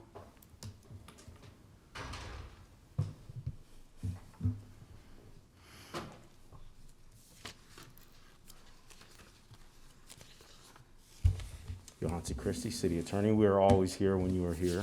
I knew it. Councilman Christie. So the state of Nebraska regulates professional licensure. Does this change that relationship by having the city regulate these professional licenses? When you say change the relationship, Where the city has not in the past regulated licensure by the state or approved activities or disapproved activities under the description of a licensed professional? the way that I would answer that, and I think maybe this will get there are instances where the city has gotten involved with, in other instances where the state is responsible for licensing. It doesn't happen all the time. The main, without getting too much into the weeds, the main concern is it inconsistent, right? We talk about preemption, either express preemption, conflict, or field preemption. And I think that that's kind of what your question is getting at. We have, while not directly on point, but I think, and maybe not perfect examples, but both 7F and 7G today kind of dealt with that, where you have the city at least involved with, in a situation where the state is also responsible for licensing. You see that food code, maybe a little bit with liquor license as well. So it's not completely unheard of. Thank you. Any further discussion? Councilwoman Washington. Thank you, Mr. Chairman.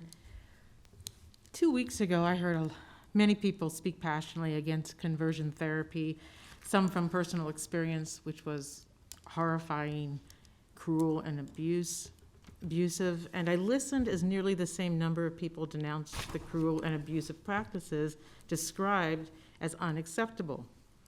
This is where we agree. Abuse is abuse. Shaming and bullying are not therapeutic treatments employed by credible, licensed medical, mental health, and medical practitioners. Many of the individuals who testified in dozens of emails in the same vein argued that the ordinance as written would bar a parent from teaching their own children their Christian beliefs, or would bar a minister from offering counseling that directs a young person to look to the Bible. That is not true. The ordinance as written would not ban counseling that seeks understanding, provides supports, facilitates a person's identity exploration and development. It doesn't prohibit a parent's ability to teach their children their values and core beliefs, and it doesn't limit what a minister says. It does not limit his or her ability to offer religious and pastoral counseling to their young congregants from whatever their religious position. Passing this ordinance doesn't ban the free exercise of religion as promised in our Constitution, but it does ban a discredited therapeutic practice that has been deemed immoral, unethical, and ineffective by the American Psychological Association, the American Medical Association, and the American Counseling Association, and others. I will be voting to ban this practice of conversion therapy with minors, and I will also defend each of our rights to practice our religion as we see fit. Thank you, Councilwoman Washington. Councilwoman Ward. Thank you, Mr. Chair. I also am going to vote in support of this ordinance. I think it's really important for Lincoln. I think it's who we are as an inclusive city. Just a couple of reasons. I want to tell you why I support this ordinance. Healthcare providers would be found negligent upon employing any outdated surgical techniques. This is no different to me than that. There's also no evidence that suggests conversion therapy is effective. There is evidence, however, that proves conversion therapy leads to higher risk of depression, substance abuse, and sometimes loss of faith. I also heard during our public hearing that 85 other municipalities across the country have banned conversion therapy. That speaks very loudly to me as well. And lastly, I'll just say, reiterate what Councilwoman Washington said. This is a human rights issue, and for me, that's fundamental. And we can do better, and we should. And if we've passed this ordinance, we do better as a community. Thank you, Mr. Chair. Thank you, Councilwoman Ward. Any further discussion? I just have a statement that I would like to make also.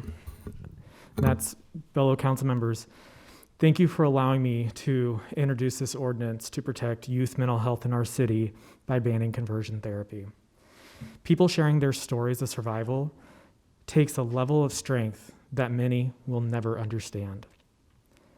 Our neighbors bared their souls 2 weeks ago to share their stories of survival in an effort to help us get a better understanding on the realities of conversion therapy. They came up to publicly tell their experience for an ordinance that will not apply to them and won't undo the trauma that they experienced. They shared their past so the next generation won't have to relive it. Experts and mental health providers shared data, research, and best practices for individuals who are struggling with their sexual orientation and gender identity. They clearly laid out how this denounced treatment can lead to depression, anxiety, substance abuse, and suicide. They did this to protect the next generation from bad actors who share the same profession.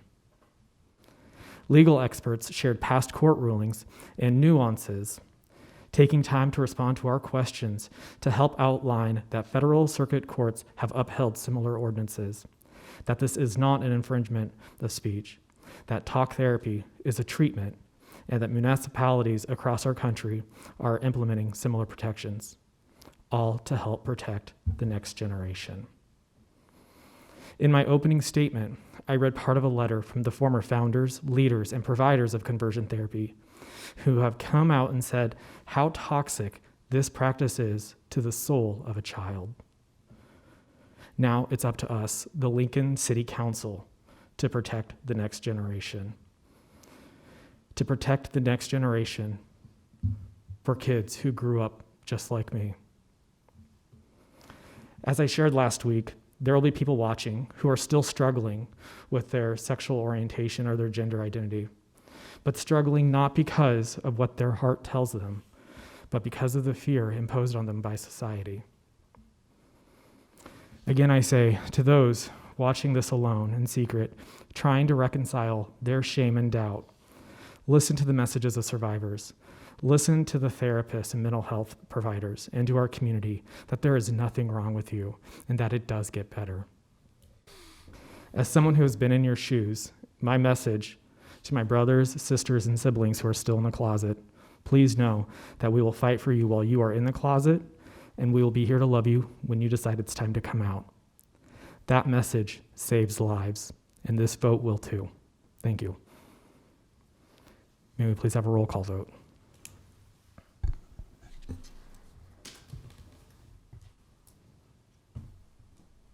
And we're calling on the vote for the motion by ward, correct? Yes. Okay. So Ward? Yes. Washington? Yes.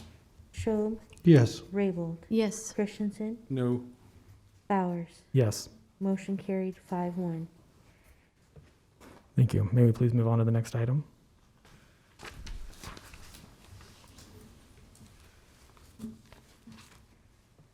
Item 7S is amending Chapter 2.18 of the Lincoln Municipal Code relating to the purchasing division by amending Sections 2.18.020, 2.18.030 to allow city departments to make purchases under $10,000 to be called micro-purchases without soliciting competitive quotations under certain circumstances as specified therein, and repealing Sections 2.18.020 and 2.18.030 of the Lincoln Municipal Code as hereto existing.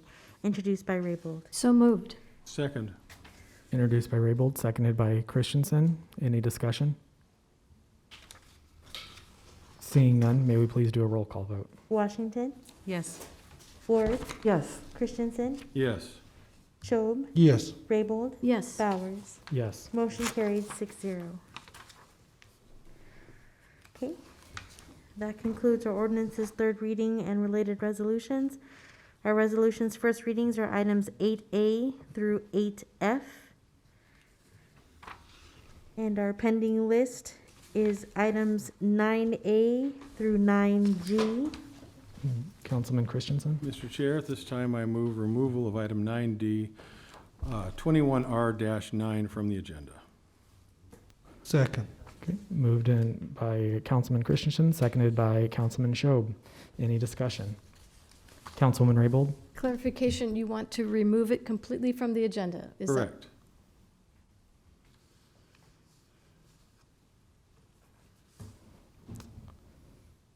Any further discussion? So it'll go away, we'll never have a public hearing, we'll never discuss it.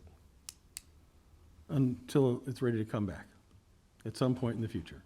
At that point, it'll be reintroduced as a new resolution. Right, but no time really soon, I don't think.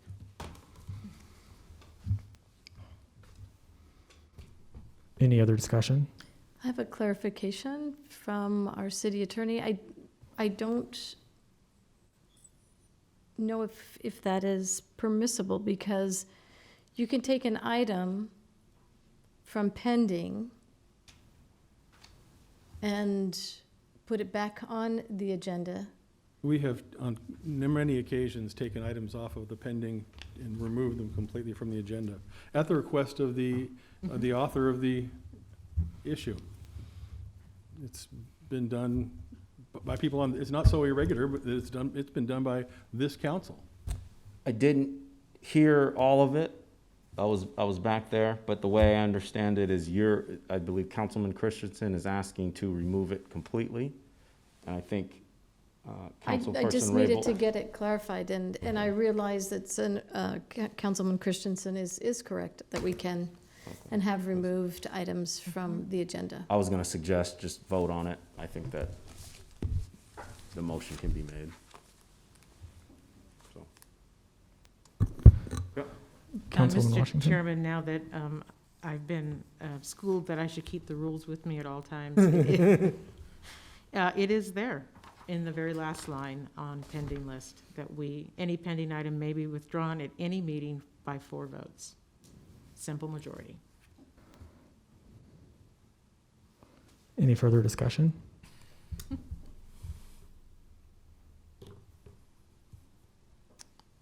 I think my response is, I thought that you were going to introduce something that would do something different. I did not know that you were going to remove it from the agenda, so I'm a little Well, caught actually, off guard. I anticipated perhaps taking it off of no date certain, or suspending the rules to allow people to testify on this subject, actually. And that takes 5 votes, whereas removing it from the agenda takes 4. Councilwoman Raybold? Well, I have to be honest, I am not going to support the motion to remove from the list.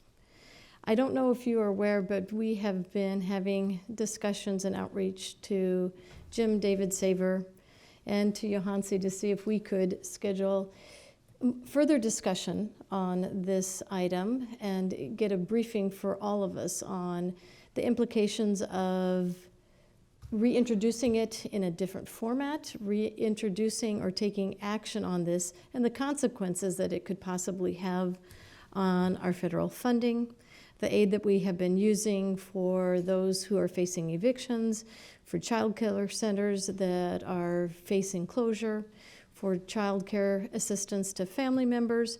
So I will not be supporting this until we have had an opportunity in the very near future that we're trying to schedule to have further discussion amongst ourselves to talk about the impact it will have to us being able to deliver services to our community and maintain the funding level that we are receiving and hope to continue to receive from the federal government. Councilwoman Ward? Thank you, Mr. Chair. I too Councilman Christensen, I'm not going to support your motion to remove it, and I want to say why, and that is, when I voted to put this on pending, no date certain, I still want to have that discussion, and I want to have a public hearing. It's just not today. And I think by removing it takes away that mechanism for things we have talked about, as Councilwoman Raybold said, and our plan to talk about it as a council next week. So I just want us to continue, and I don't want it gone, because I think it's a mechanism that creates yet another layer of a problem that we don't need to work through, because I think we're getting there. So thank you, Mr. Chair. My response to that would be, there is nothing, if this is removed today, there is nothing prohibiting any member of this council from reintroducing this in any form they want. Councilwoman Washington? I was really looking forward to learning more about the implications, and so I would like to know, do we have the authority, even if this is removed from the agenda, to still have like a pre-council or in a directors meeting, so that we can learn a little bit more about all the implications? Because frankly, I wanted to hear from the gentleman at Emergency Services. Monte Cristi City Attorney, I would say yes. I think so. Thank you. Councilman Shob? Yeah, I was just gonna say what the city attorney said. We have pre-councils all the time about things we never vote on. But that doesn't prohibit that. I would like to remind everyone that we all had talked about the resolution ahead of time. And we all were I was gonna vote no on Mr. Christensen's resolution to end the emergency declaration. So we all wanted it gone. I was going to vote no to make it go away. This actually makes it go away. Mm-hmm.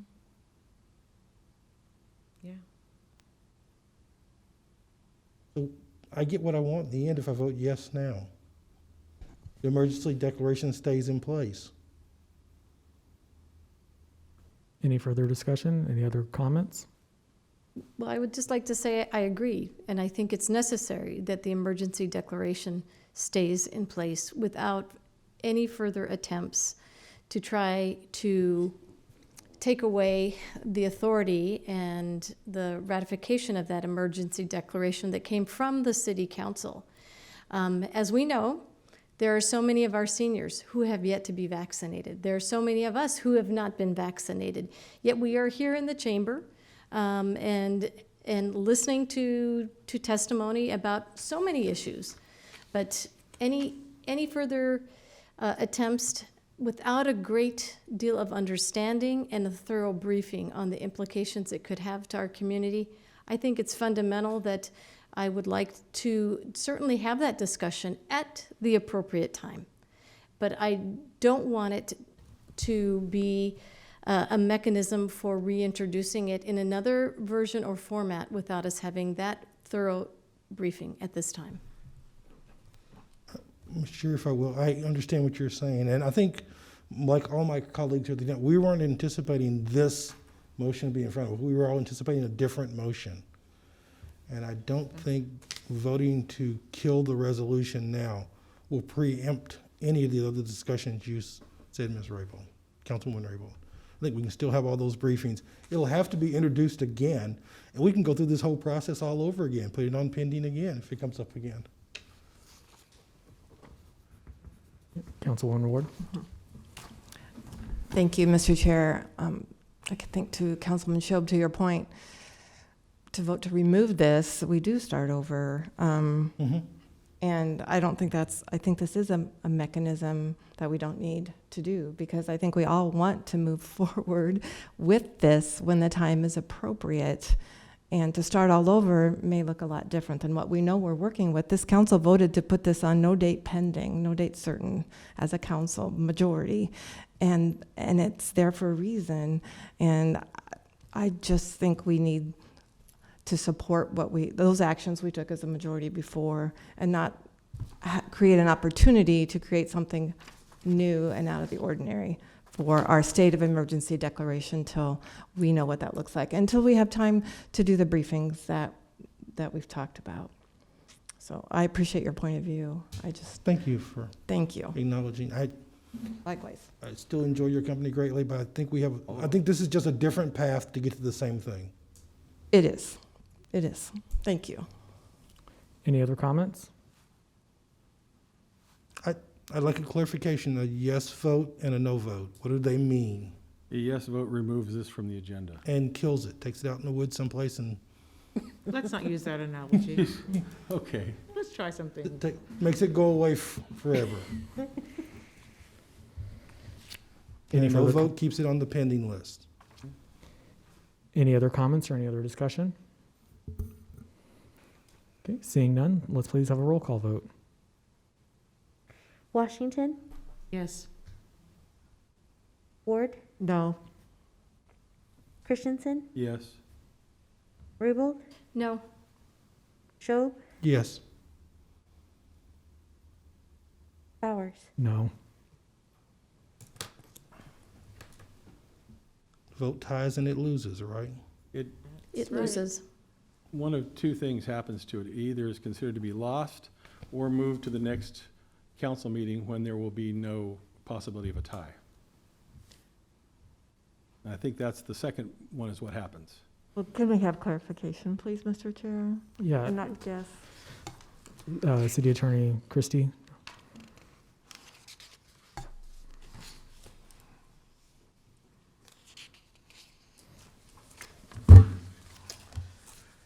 Yes, I will, if I could have a moment. This is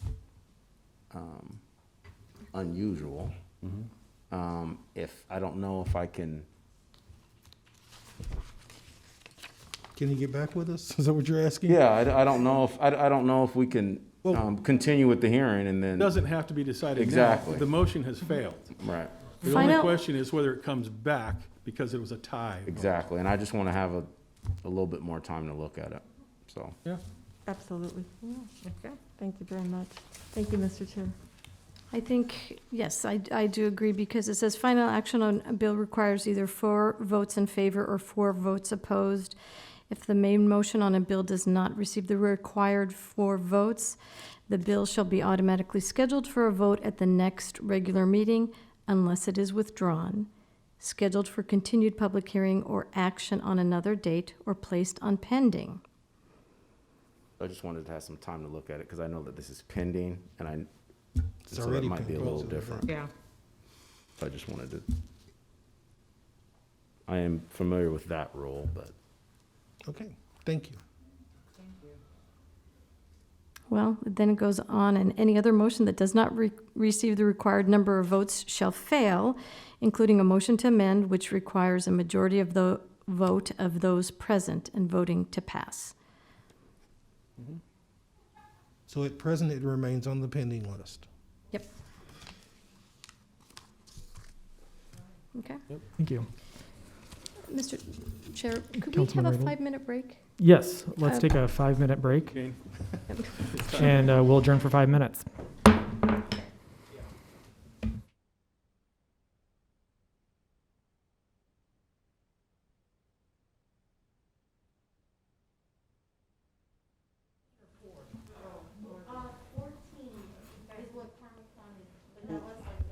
So that's an hour and 10, right? At 5 minutes. Okay. We can do it. We can do it. All right, the council is now back in session. Before we go into public comment, I just want to address 3 things. 2 of them I talked about earlier, but just to kind of go over again before I go into the 3rd item. Last week, the community shared a concern to have more screens available to watch the meeting. We placed more chairs, more screens, and more space for individuals to watch their council meeting. We placed more chairs to encourage folks to spread out through the hallway. We have placed 4 screens in this hallway, and seating and screens are also available in the Luxford studio. In addition, you can watch the meeting on your phone at YouTube at LNK TV City. Over the next week, we'll be taking up the issue of how to best open the council chambers. Now that the COVID risk dial is in yellow, we must start making movement that mirrors what other groups are doing. When our council chair has returned, we will continue discussion on how to ensure that our meetings are accessible and safe for Lincolnites. I also understand that there are people who are here to talk about the emergency declaration, which was placed on pending no date certain. As a reminder, our rules do not allow for people to speak on an item that is on an agenda or set for a pending agenda. This includes the proposed emergency declaration. We have heard concerns from neighbors that their elected officials will act on this resolution without notice for the public hearing. As we are following the rules tonight, we will follow the rules for this resolution. The council will not take action on a proposed resolution without giving adequate public notice. This means that when the council votes to move the proposed resolution to a second hearing, we will provide at least 2 weeks' notice for the public to be involved. The goal of this is to provide folks from all sides of this issue time to respond and to participate on public comment. If we deviate from this, then one group will have more opportunity to participate than another. I'm excited that folks are here to speak, and I would invite you to speak on this process, how we should open the council chamber, or any other issues that are important to you. But please help us follow the rules to maintain consistency and fairness for our community. Thank you.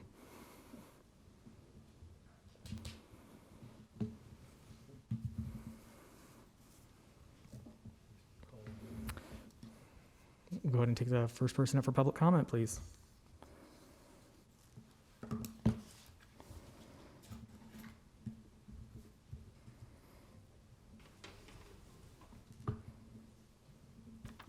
Hello, Council. Thanks for hearing me this evening. 2 weeks ago, I came and gave you guys some information on the towing contract here in Lincoln.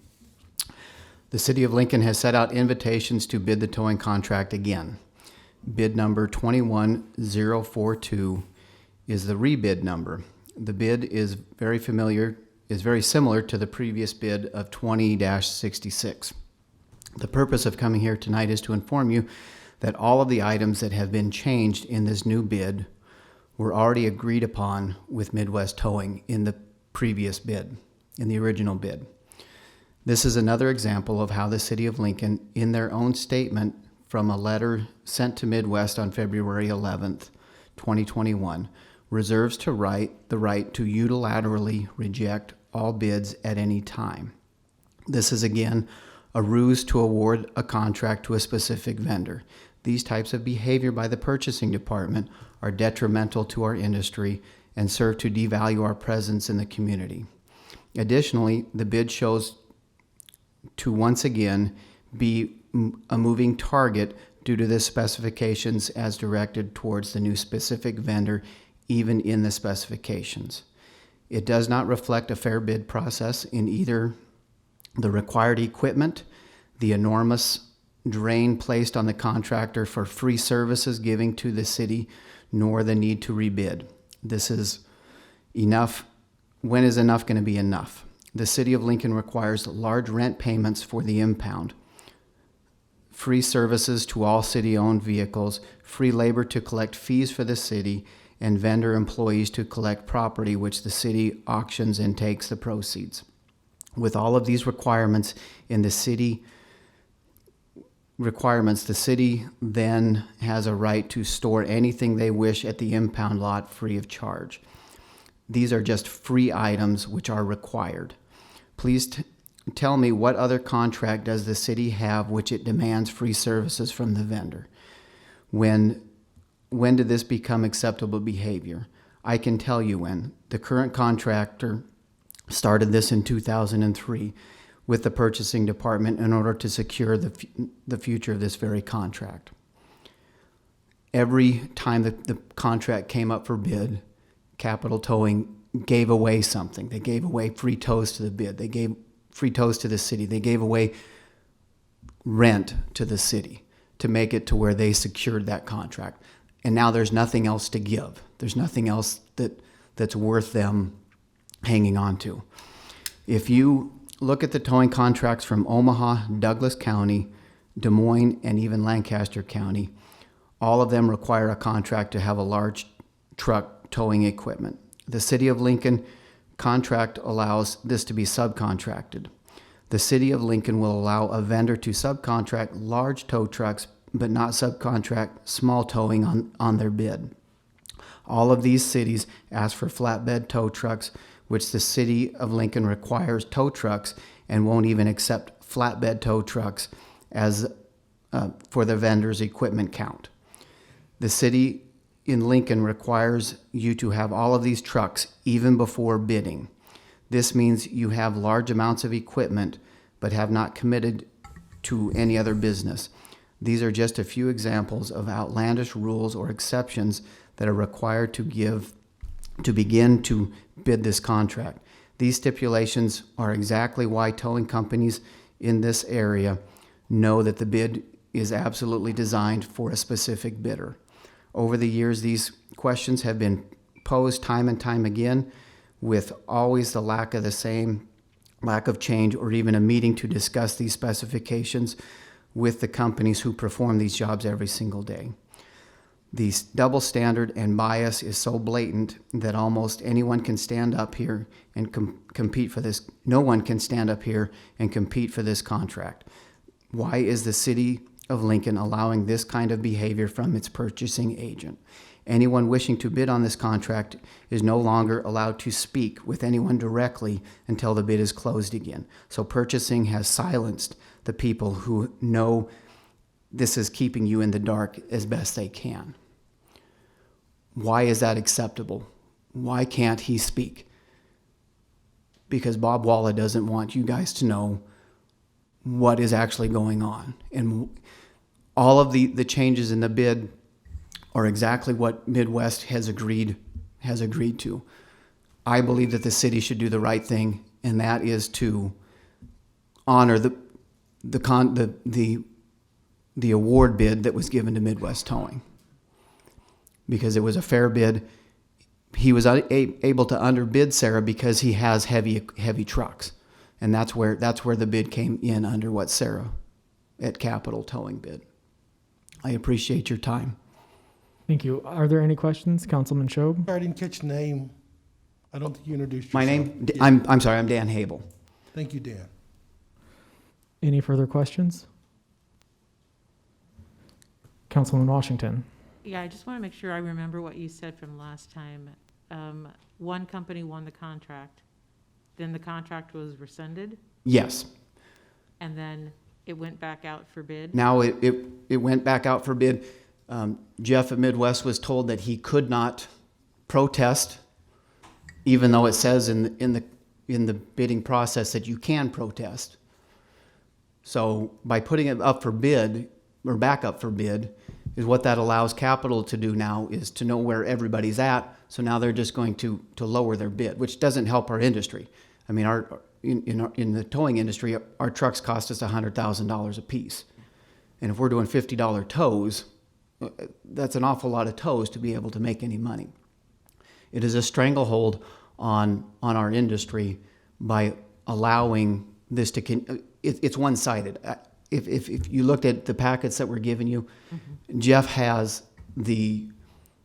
all of I mean, it's documented. It's documented from their emails. He wanted to subpoena the emails because we believe that there is contact between Capital Towing and Bob Walla that is inappropriate.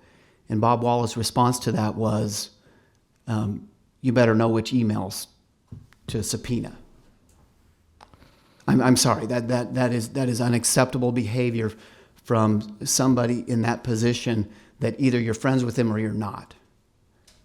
Thank you. Any further questions? Thank you so much for coming down and bringing this up. Okay, and I'm hoping that by me speaking for him, on behalf of him, that doesn't affect anything, because it shouldn't. Right. That rule should not have been even in place. Absolutely. So I appreciate it. Thank you. Thank you so much. Thanks, Dan.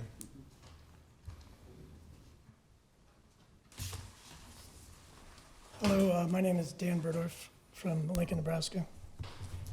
And I'm here to talk to you about something that I think is hurting a lot of council members' chances for reelection. And some of you may recognize me. I've supported many of you in the past, and I've even made phone calls for some of you on members of the city council during campaigns. And that's why I want to point out that the suspension of the rules for the almost 345 days with the emergency declaration has been detrimental to you. Point of order. Point of order, sir. That's on our agenda at this time, and we've repeatedly said you can't address that in your public comments. I'm trying to help you. Well, I think we've explained the rules, sir, very clearly. But I think that you're using a parliamentary trick to just silence public opinion. No, sir, that's not true. This is not the opportunity at public comment. Our city attorney has already ruled that. But You're free to talk about the process if you want, about how you feel like the process is inappropriate. I think that would be fair to talk about. the process of, Because you said that you felt like it was a parliamentary blocking. yeah, I think it's pretty clear that it is, because it was introduced and then immediately put on pending to avoid public comment and to silence public opinion. And I would like my First Amendment rights protected. So I feel like I should be able to speak on this topic. And I'm sorry that Councilman McGinnis isn't here for the important votes that you had tonight, like the conversion therapy and the motion that, Councilman Christensen made.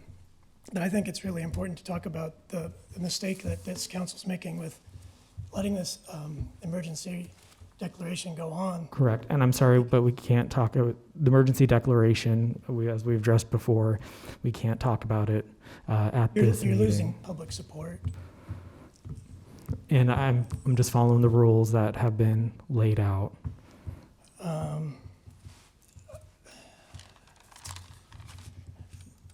But I think that, do you believe that emergency decisions are still being made day by day and day to day after 345 days? Point of order. Yeah, is there any other items other than the emergency declaration that you would like to speak on? No, I want to talk about that. Okay, well then thank you for coming out and speak, but as the rules laid out and as we've explained before, we cannot talk about the emergency declaration. You're more than free to talk about the process, the importance of opening up the council chambers. Any of that is completely appropriate, but these are the rules that the council has had in place. Okay, but I noted that I wanted to talk about that emergency declaration, but if I'm forced to talk about something else, then I think that the parliamentary gamesmanship is quite absurd, and it really hurts the voice of the public. Because if it's completely silenced, then there can be no public debate, and public debate is what we have to do, because it's been 345 days of Point of order, please, sir. Okay. I think this is a big mistake by you, because a lot of people are turned off by this gamesmanship, and it's quite absurd, and I think it's going to hurt. I mean, with the election coming up, there's a primary election coming up quite soon, and then there's obviously the general, and I think a lot of you up for re-election on it. So I would really encourage you to stop this gamesmanship and let the public speak. Because it's obvious how absurd it is. It really is absurd. I've watched it on the internet, and it looks like a complete catastrophe.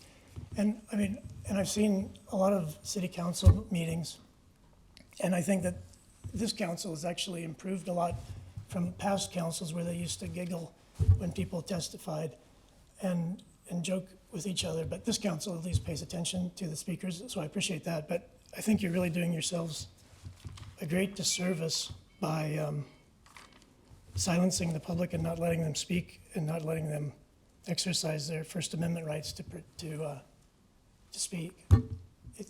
And it is obvious that, with all due respect, it's obvious that it's a game or a trick to silence public opinion. And it's really difficult to accept. I mean, I don't think Lincoln should have to accept it. It's ridiculous, and I would be ashamed if I was doing it.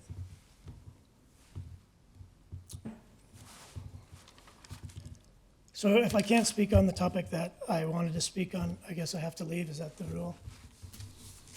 Yes. Yes, this is the door that we have folks The door? exit out of, yeah. Okay, Thank you so much. Thank you for pointing the door to me. Thank you. Thanks, Dan. Next person, please.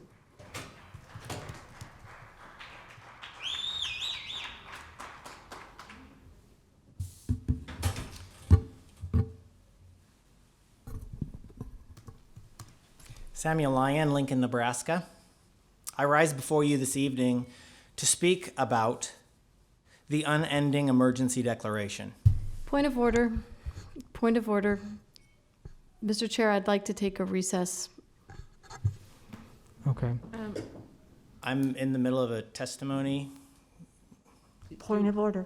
Do we need to take a recess? All right, I make a motion that we adjourn. I'm in the middle of a testimony, and I Mr. Lyons, we have explained to you at our last meeting, we had our city attorney come up and share with you that based on the rules of the city council, your comments are out of order, but we do have a motion to adjourn on the floor. I do. Nothing else can happen until that's voted. Yep. I have new evidence that the council has not heard yet. Point of order, That- Mr. Lyon, point of order. We had this discussion last time you were here. I'm not here to talk about Councilman Christensen's resolution. You That's just- on the pending list. I'm here to talk about Resolution 20R-122. With your permission, I don't know what that is. could I talk about that resolution? I don't, is it on the agenda? It is not on the agenda. Point of order, there is a motion and it was seconded to adjourn. It's a priority motion, no discussion or debate is allowed. Okay. It must be voted on before anything else can happen. Okay. So, Councilman Raybold, are you still wanting to introduce a motion to adjourn? Yes, if we're going to continue down the same vein where we have explained very clearly to all the people that would like to come and testify that this is not permissible by the city council rules. And so, yes, I would like to still continue to make the motion to adjourn. Mr. Lyons, it is not subject to your interpretation. I'm here to talk about Christensen's resolution. That's all I was going to say. So there was a motion, was there a second? Councilman Ward seconded it. Okay, is there any discussion? No discussion is allowed on priority motions. Does the city attorney tell us that, or you tell us that, No, Councilman? there's no discussion on a motion Rules. to adjourn. There's a lot of people in the hallway that have come here to talk to you. Call the roll should be the next thing. Please. Can we please do a roll call vote? Washington? I'm so sorry. Pardon me? Did you say Washington? Yes, ma'am. No. Ward? No. Christensen? No. Raybold? Yes. Chobe? No. Bowers? No. Motion lost, 1-5. Should I continue? Yes.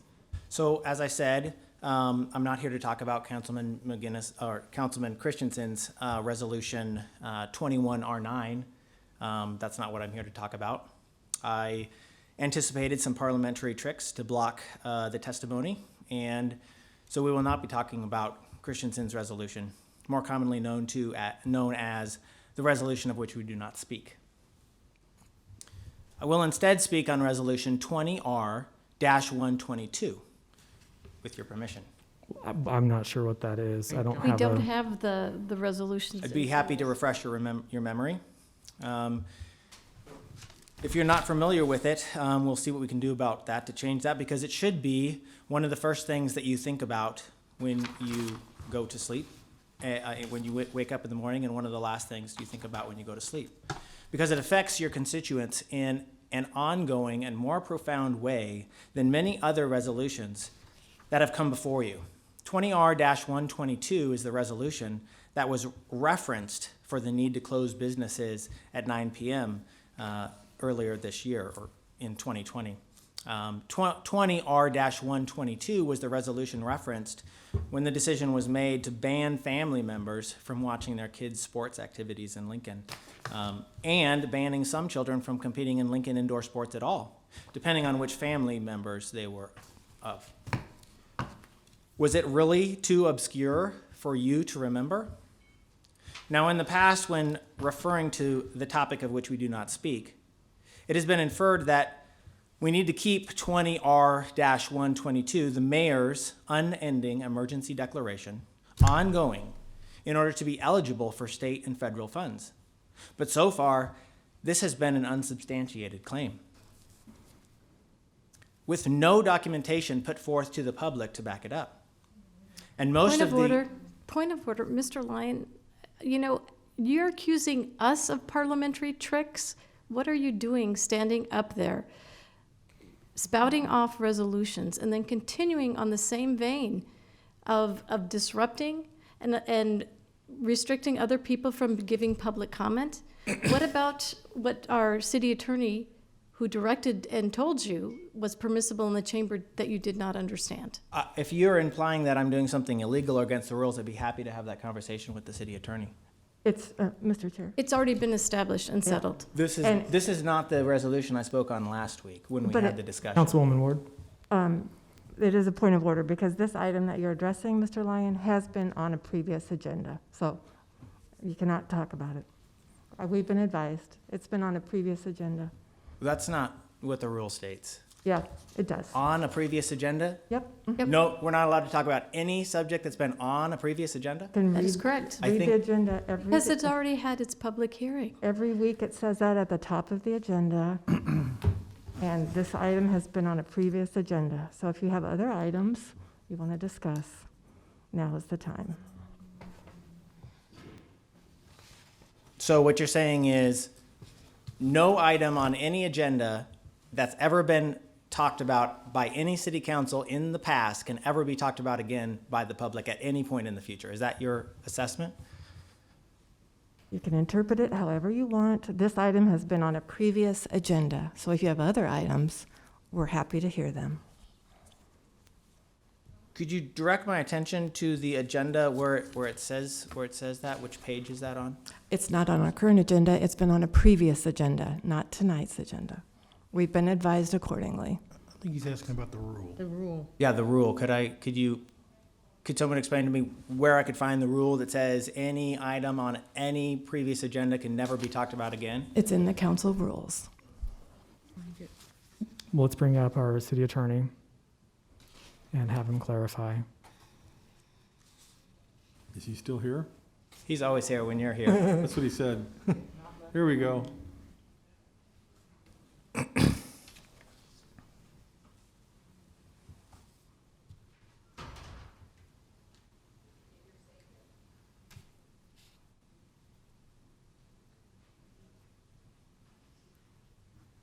Ponce Christie, City Attorney. I think some people were talking to me as well. I think I know what the question is, but if you could just... I think the question is, it's a previous agenda? Is that where we're at? Correct. Well, I think the rule that talks about public comment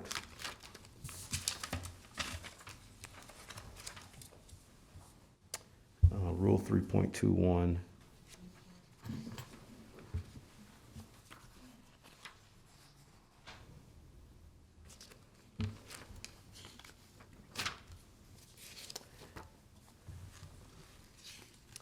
I think that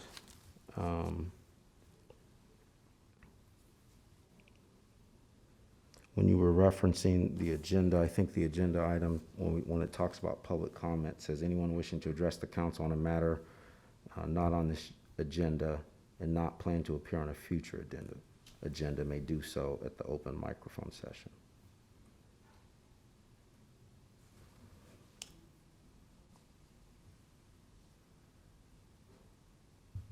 Yeah. before the council meeting. It was alleged that any item on any previous agenda is off limits to talk about at any time in the future by the public.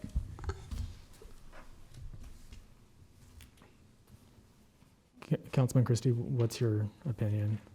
I think you call me councilman, but that's okay. Oh, sorry, City Attorney Christie. You never know. I think that my understanding of how it is operated is that if it's on the agenda or scheduled to be on a future agenda, that we were not, and I believe that is what has, on the public comment section on the agenda, I think that's what it's routinely said. Okay, so it does not apply to past agendas. So we'll go ahead and move forward with your testimony. Am I allowed to speak on?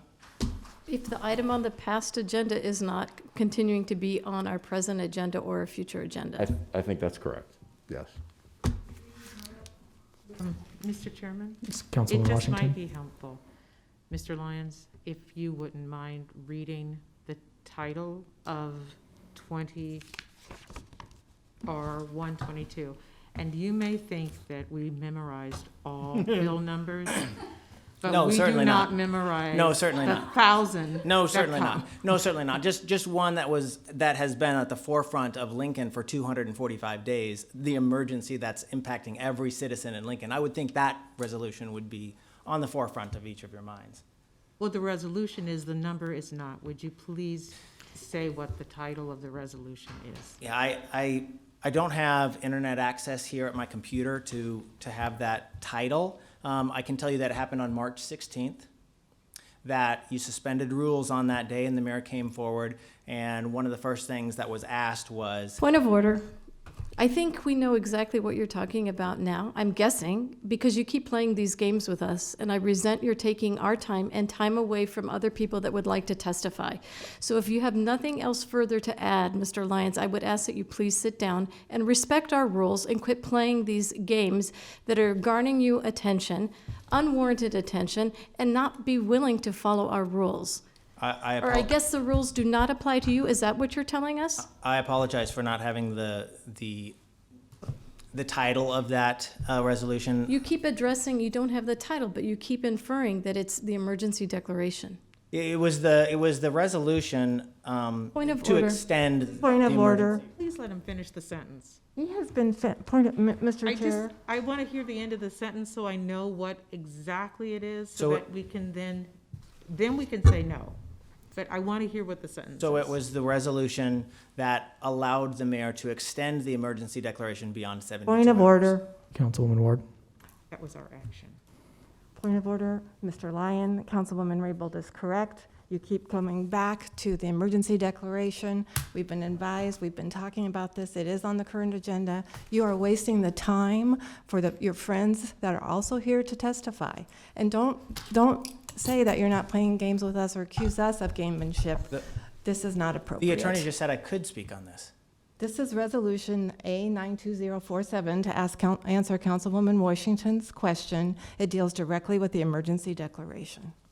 No, that's a resolution that could end it, and it may be that you use that resolution to end it, or it may be that it's withdrawn next week and you use a different resolution. In the end, I'm not here to talk about that resolution. I'm here to talk about the resolution that Point of order. You're still talking about it. I following the rules, to your point that I feel like I'm not within the rules. The attorney just said I'm following the rules. If you No, think you're I'm not sir. following the rules, You're clearly talking about the emergency declaration, and we told you that is on the agenda. So you may not address items, and our city attorney, Christie, was very clear on that. And Sony, is Mr. Lyons' time up? I've paused it due to discussion, so he has about 2 minutes left. am I allowed to? I would like our city attorney to come back up.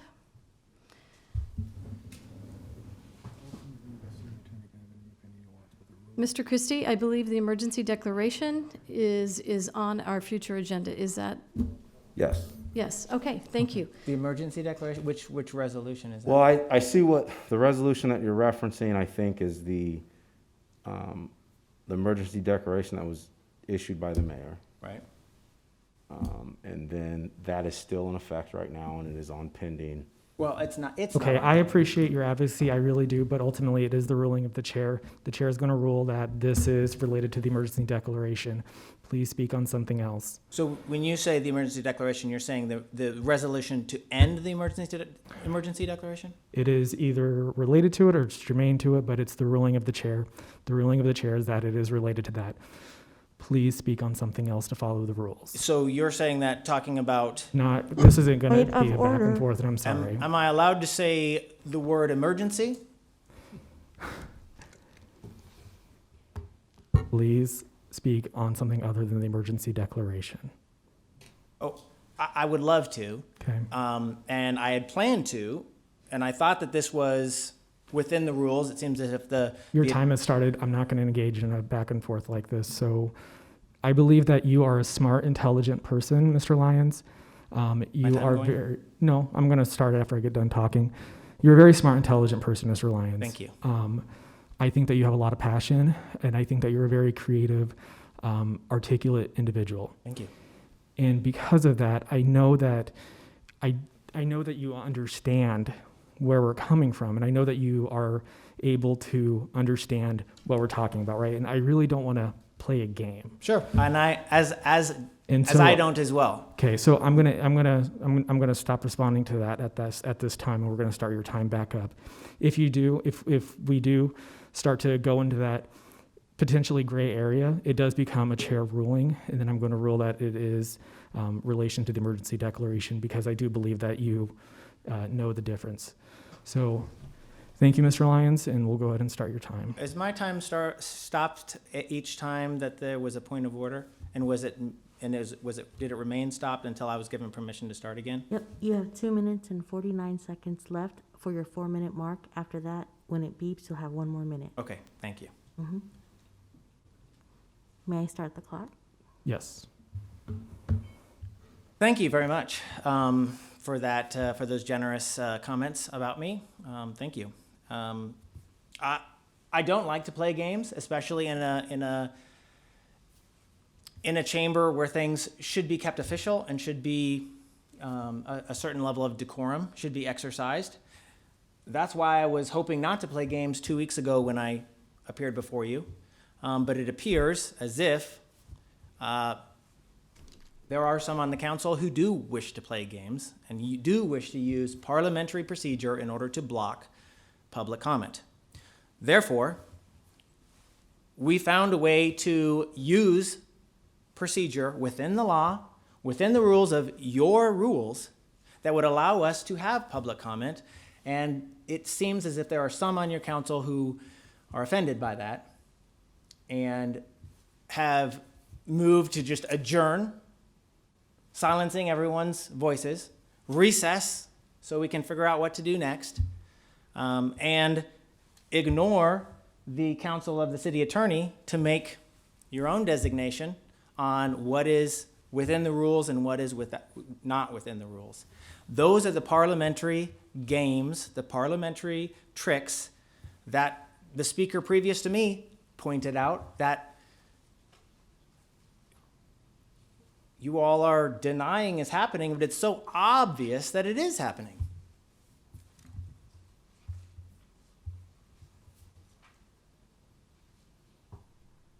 I came here to talk about 20R 122, if I'm allowed to say the resolution number, and to tell you that you've repeatedly gone out of your way to keep this from the public eye. You suspended rules in the beginning, you've put things on pending without hearing, and now you shut down person after person when it's been advised to you that we're well within the rules. Interrupted me multiple occasions to keep it from the public eye. And I suggest you stop doing that. It's time for this to come before the public, them to have a hearing on it, and talk about it.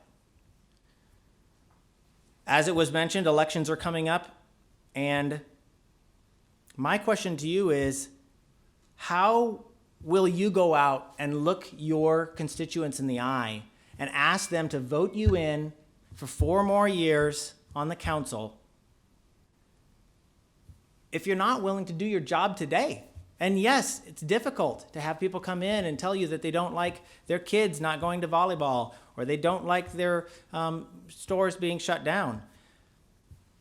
And listen to that and make legislation, good legislation. But that's the job that you have.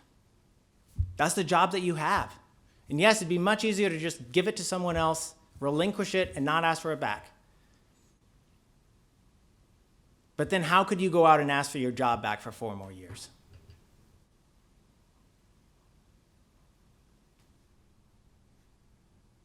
For generations, 72 hours has been the threshold for an emergency declaration. I'm sorry, that is within. My mistake. Thank you. Of which the topic of which we do not speak.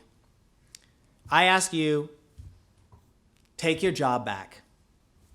Ask the mayor to come before you and explain why she needs to continue to hold Lincoln on a stranglehold. Ask for your job back, or you'll have difficulty convincing your constituents that you want it in the future. Thank you.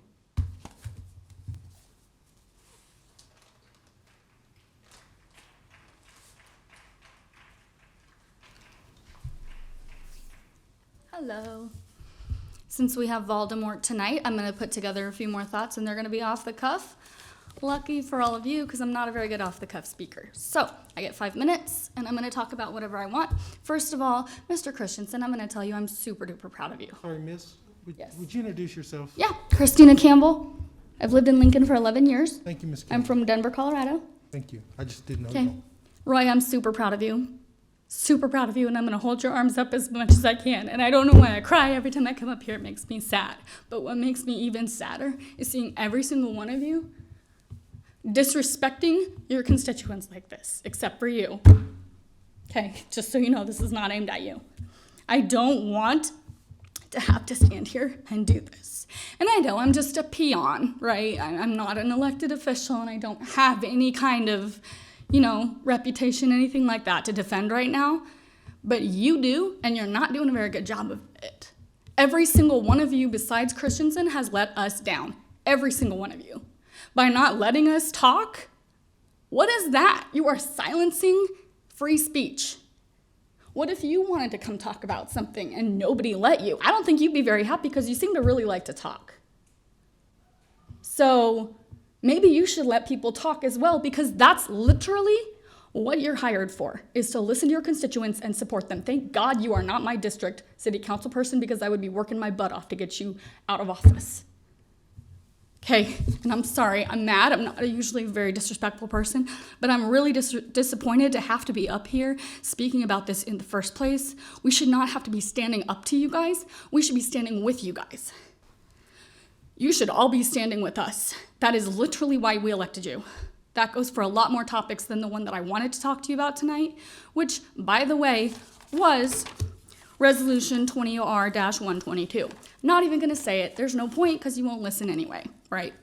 Okay, so how close does any of this have to come to you to affect you personally enough that you will finally listen to us and take your power back? You are ruining people's lives by doing what you're doing. Okay, does it need to affect your child, your husband, your wife, your significant other, mom, dad, you? How long, what's it gonna take for you to finally listen to us and stop letting one person dictate your life?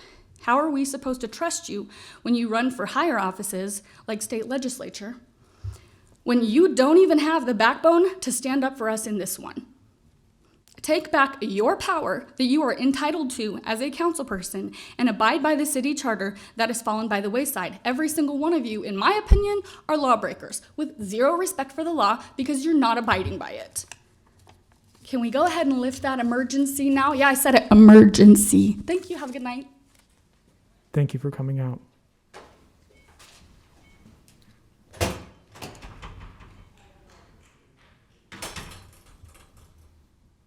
Good evening. I'm Lori Marsh, Lincoln, Nebraska.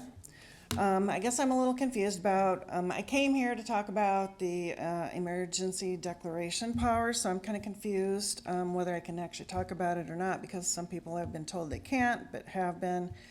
I'm here to talk about R22, and if I can't talk about emergency declarations, I'd like to talk about suspending rules. So back in 2020, the 72-hour rule applied, and it's now February 22nd, 2021. So I believe that that is a suspension of rules by not having, I think your board is supposed to be contacted every 72 hours or something for it to be extended. Haven't heard anything about that happening, so I don't know if you all have an off-record agreement or on-record agreement with the mayor that she just doesn't have to come before you and talk about anything. I don't know. But that's kind of seems like an overreach of power. So regarding suspending rules, I believe that's a good point. I believe the framers of the charter put a time cap on the emergency powers because of the immense. I'm sorry, that's germane to the emergency declaration. I'm sorry? I'm sorry, talking about extending the emergency declaration or talking about the time limit of the emergency declaration is related to something that's already on a future agenda. But you are, please feel free to talk about the parliamentary stuff or the process of folks coming to testify about council. I got it. Okay, thank you. All right, well, I'll go on to this then. It's apparent that the mayor has a history of not abiding by the rules and regulations, as we saw when the mayor asked you all to suspend rules in order to push Health Director Pat Lopez through. No one has ever quantified what the reason was to suspend the rules at that time and not conduct business as usual and allowing it to be put before the constituents for public comment. So I guess what I'm trying to say is I'm hoping that you will take back your power from the mayor and do your jobs as you were elected to do. Thank you. Thank you so much.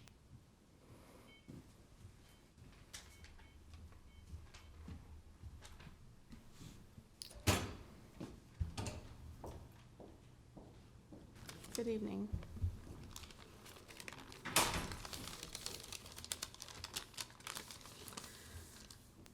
Good evening, City Council members. My name is Janet Rice, Janetrice. I live in Lincoln.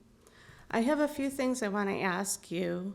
When you plan on opening the City Council, when do you plan on opening the City Council chambers back up? Can anyone answer that question? I have a point of order, please. Councilman Christensen. This is a forum where we listen. It is not a back and forth for questions and answers. So 2 weeks ago I came, and I do thank you that that there's TVs out there and there's extra chairs and there's space 6 feet apart. That is great. It is really hard because in the hallways they do echo, so it's really hard to hear, even with the extra TVs. Just wanted to let you know that it's difficult to hear even outside in the hallway. But I do thank you for taking those efforts. It's appreciated. So I would like to see the City Council open the chambers back up where we can at least be seated 6 feet apart. Being out in the hallway, not being part of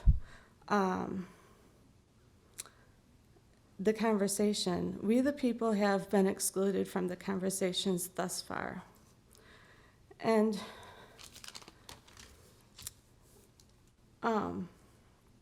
I'm going to just share the difficulties that this year has brought with the shutting down of businesses, and you have to make sure that you get to the store before 9 o'clock, and sometimes that's not always possible.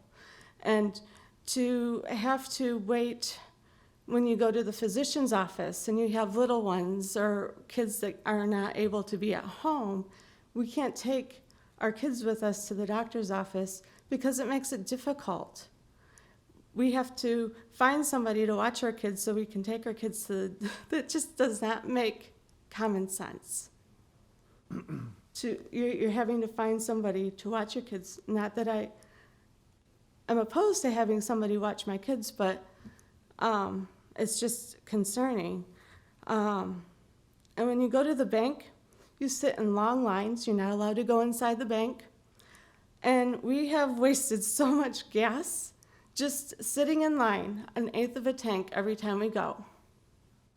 And we don't get compensated for sitting outside, doctor's offices, banks, wherever we, if we have to wait in line to go to the grocery store because, it was difficult to sit there and wait in line when it's hot. And, I'm thankful that things are a little bit opened up now, but, it's just been difficult. And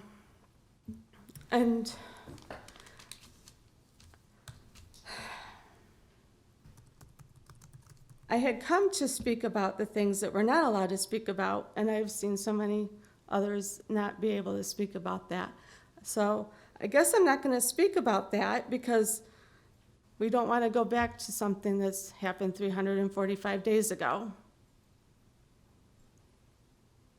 We just want to keep allowing the powers of the mayor or the Pat Lopez, the health director of Lincoln Lancaster County, to continue doing the things to not open up so that we can return to a somewhat normal life. My son has autism.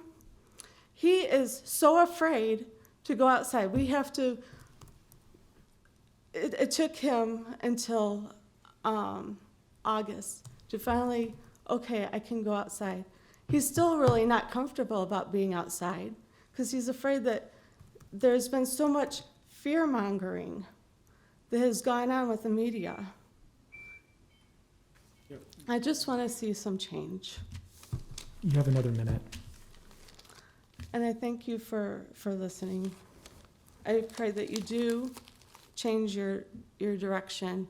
We have appointed you as elected officials, and we're to work together. There's supposed to be checks and balances, and we're not seeing that. Thank you. You have a good evening. Thank you, Ms. Rice.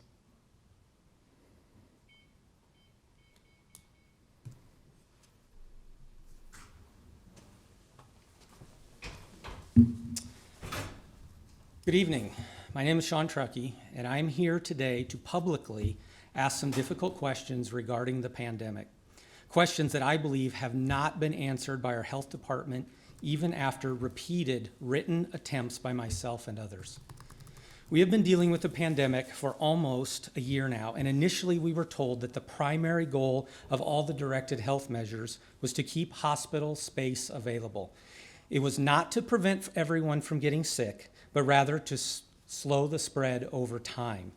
The state of Nebraska correctly used hospitalizations as the metric with which to base public policy decisions on. Contrast that with our local officials who have used a convoluted patchwork of metrics but did not tie public policy decisions directly to those metrics. Instead, the local mandates and restrictions have been implemented in a very arbitrary and capricious manner. What hard evidence do we have that any of this obtrusive tinkering in our lives and businesses has done anything other than damage our citizens, businesses, and our institutions? From a testing perspective, why on January 20th of this year did the World Health Organization finally change their guidance regarding testing, stating that even in the presence of a positive test, if the patient is not exhibiting symptoms, they are likely not sick. This means our COVID case counts have been grossly over-exaggerated. How much did this situation elevate our case count locally? How did these elevated case counts impact public policy decisions? What cycle threshold numbers do tests use locally? Have those numbers changed recently? And if so, is that part of the reason that our case numbers are now plummeting in Lincoln? And what implications does this have on the notion of asymptomatic spread which was the main driver behind so many of our public policy restrictions. And also on testing, why are local positivity rates so much higher than the state numbers? Which method are we using to count positivity rates? Tests over tests or people over people? Why the focus on positivity rates at all when hospitalizations are the only metric that I think really matters? And on the topic of masks, is Lincoln going to be a perpetual mask city now? This is a legitimate question in light of the utterly ridiculous statements being made at the national level that we will have to wear masks, maybe more than one, well into 2022. Why has the CDC guidance on masks been all over the map over the last year? Why are there numerous examples of counties, states, countries that implemented universal masking, only to see their case count spike shortly thereafter, Lincoln included? Why are there inconsistencies and exceptions of when masks must be worn almost too numerous to count? I could literally speak for 30 minutes alone on this topic. It's hard to think that this is anything but theater at this point. Why is it that even after vaccination, everyone must still wear a mask, socially distance, and in some cases for healthcare workers, still get weekly COVID tests at the direction of the health department? Why in the past during flu season were healthcare workers allowed to not wear a mask once they had the flu vaccine, which is only 40 to 60% effective? Why with a COVID vaccine that is supposed to be 95% effective, does everyone still have to wear a mask and socially distance once vaccinated?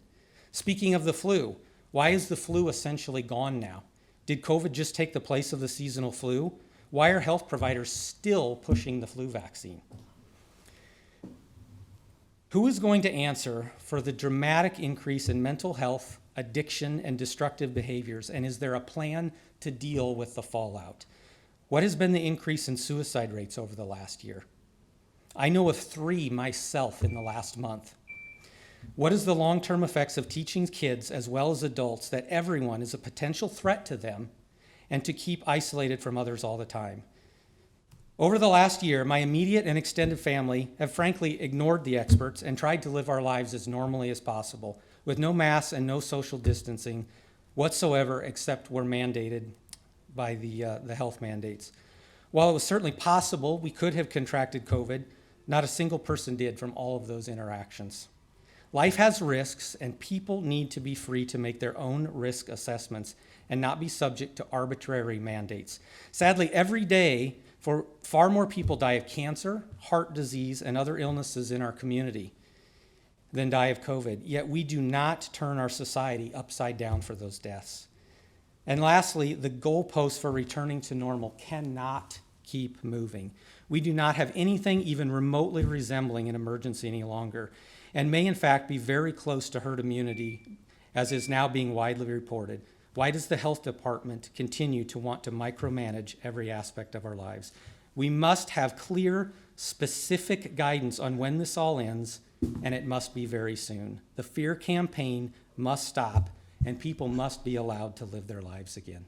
Thank you for your time, and I'd be happy to take any questions, and I also would be happy to provide these questions to any city council member that would like to actually ask and follow up with the health department on these, because I cannot get an answer to anything that I ask them. And these are legitimate, real questions that impact how public policy is dictated in this city. Thank you. Hang on one Sir, second, Councilman Christensen. could you give a copy of those questions to the clerk? I certainly can. Thank you. You're welcome. Any other questions? Thank you so much for coming down. All right, thank you for your time. Thank you, Sean.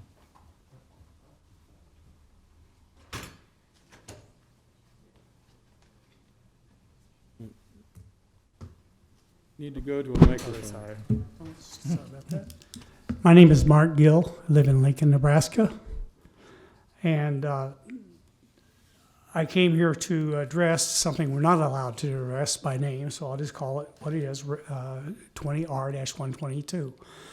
Back over the summer months when Director Lopez, without being properly approved through channels, was acting health director, she started slapping the mandates down on us. And they said it was going to be for education purposes only. Those are the mayor's words.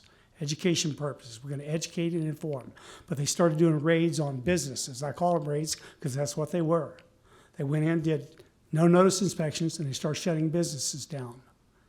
We've seen it. You all have seen it because they've been here, addressed the issues with you here in this council before. When it was brought to the attention of the city council, which I'm sure that they already knew, that what the mayor had done with Director Lopez was not legal, then after the fact, this council suspends rules, their own rules, and went ahead after the fact and approved her, kind of like the hand washing after it was, too late. She's already there. My wife she's an immigrant from the country of Vietnam. She watches what's going on here in this council, this nation. She is appalled that she's seeing the things unfold in front of her here, even in our own city, that she left Vietnam to escape. She had 2 brothers that died in the South China Sea trying to escape that kind of tyranny and overreach by the government. And she's seeing that happen here. And she's just appalled. She's afraid. She lived with that. And she's afraid of what she's seeing take place right here in our own city. The mayor has taken power upon herself that she should not be doing. And we look upon each of you to be a balance to that. Keep the power in balance and not let her take your power and your authority of your positions to which you're all elected. If we can't count on this council to represent the people equally across the board, why should we reelect any of you? I've watched here recently, a case in point, the numbers, they don't make sense. They just don't. We had a home warming because we just bought a house last October in your district, Councilwoman Ward. Okay, we bought a home. We had a home warming in there. We were going to have the priest in there to bless the home and some family members. We had people who got wind of it. They came uninvited. One of them and his family ended up in the hospital with COVID just a few days later. My wife's autoimmune, so she's immune compromised. We didn't so much as get a sniffle from that exposure. And it was like all afternoon that these people were in our home. We didn't know they were sick at the time. 2 days later, they found out they were sick. By then, we'd already been exposed to whatever it was they had, but we didn't get sick. My wife has lupus, heart disease, a number of health issues. She should have been the first one to become ill in that house. She didn't. So I think the hype is what the real hoax is here. And there's been so much fear instilled into people. I've got children that were in the neighborhood, my previous neighborhood on the south side, that would see us and come up and talk to me and when I was out walking our dog. After all the fear mongering that took place, they would give me wide berth. These are children that I knew. They'd been in my yard, played with my dog, but because they had so much fear, they wouldn't come around again. That's irresponsible. We've got children out of schools now, they're socially cut off. Suicide rates are just skyrocketing among the young people that are away from schools. And I know you've seen it. And I hope you've been concerned about it. But it just appalls me that we come in here and then when we start pushing it on something that has been improperly done, rules have been suspended, the first go-to is to ask for a recess or adjourn the meeting. That's not the way to deal with your constituents. Face us openly, open dialogue. We sit in the hallway out there, we could barely hear what's being said in here. It is so muffled and garbled. How can I come in here as a citizen and make it have an informed discussion with you when I don't even know what you've been saying? But yet we can find a hallway out there. You can social distance in these seats right in here. There's space enough for that. And I don't think it would put any one of you in jeopardy, no more than my family and I were when we sat down and broke bread with people at our homecoming, our home housewarming. Let's be open and transparent. Let's not just simply adjourn or recess. Kind of reminds me of what President Biden's press secretary, she's gotten the name of the circle back girl because she's always going to circle back to something.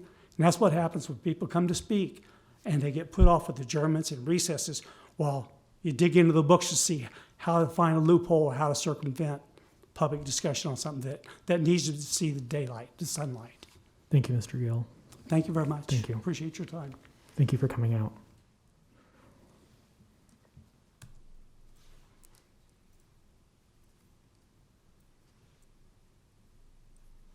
Hello, my name is Mary Hamilton, and I'm here tonight to speak to you because I was listening. I watch you guys a lot on TV. I don't always come down here. Some days I come down here and I get too tired and I go home because usually by the time it's time for me to speak, it's getting pretty late. It's almost 9 o'clock now. But basically, I want to tell you that I had emailed everybody because Jane had told us that we could email. So I thought, okay, I'm going to email you and maybe I can get a response. But no one responded to me except Sandra. Thank you, Sandra. And you aren't even my representative. But that's okay. But I really appreciated that you did answer me because you were the only one that answered me back. And basically what my email was about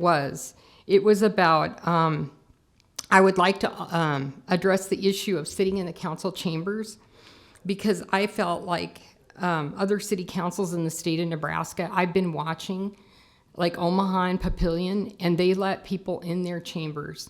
And I don't understand why we don't allow our citizens to sit in the chambers and get up and speak, because it seems to me that we are trying to silence the voices of the people and the citizens of Lincoln. It really does seem like that. I don't know if you see it the way I do, but tonight was appalling to me. I've never seen anything like it. And not allowing us to sit in the chamber, you're limiting our representation during the council process, because like the gentleman before me said, you know, we can't hear out there. I have very hard of hearing. I have a hard time hearing. The voices are muffled with the masks. So if you spoke, it would be nice if you could take off your mask while you're speaking. I appreciate Ward, Tammy, that was nice of you to do that, because I really could hear you a lot better. And you got the, you know, pretty much got the protection of the glass and everything. But anyway, that's all I wanted to say. I just wanted to say that I appreciate when I get listened to, and it seems like that we're not really getting listened to. And I have talked to Roy before, and he listens to me. I appreciate that, Roy, because I've talked to you before. But I just wanted to state that, because basically I was going to talk about everything the other people addressed, because it's been a terrible year for all of us, and it's been a terrible year for me, just because I did get COVID, and it wasn't that bad. I don't know what the big hype is. I know that not everybody gets it the same way, but my husband and I both got it, and he wore a mask every day to work. So also, I don't appreciate not being able to go see my kids' sporting events, my grandkids, and getting to see them as much as, you know, I'd like to watch them. But other than that, and I'm not blaming you for that, it's just, I just thought I'd bring that up because the other people brought up, you know, all the things that have been going on. But anyway, thank you for your time, and that's all I had to say. Thank you for taking the time to come out, Mrs. Hamilton. Ms. Kinsey? I don't have an email from Ms. Hamilton. I don't have an email from her. I searched her email and I never got one. Jane Kinsey with Watchdogs. So, according to the newspaper, the vaccination procedure is going wonderfully.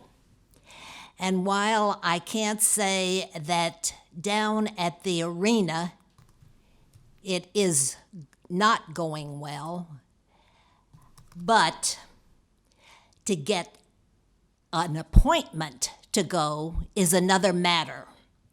And I'll tell you what has happened to me and to my friend. The week of the 25th,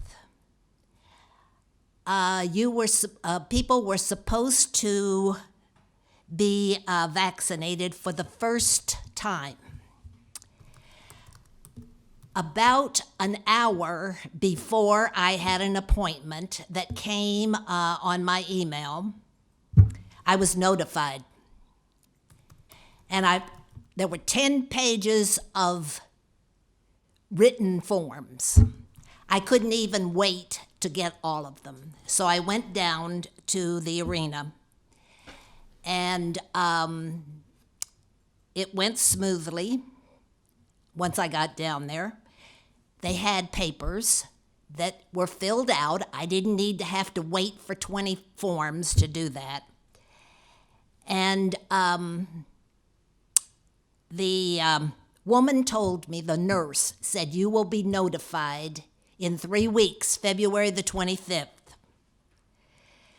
So I went down there for a friend to find out his day. They wouldn't even answer the phone. You had to go down there to get information. And one man before me said he had called 60 times and he could not get through.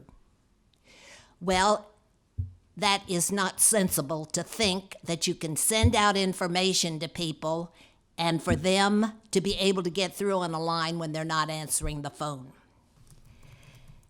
So anyway, we got appointments. What they said was our phones crashed. Well, that means they were overwhelmed. Why do you set up information for people to call in when your phones are not available to take it?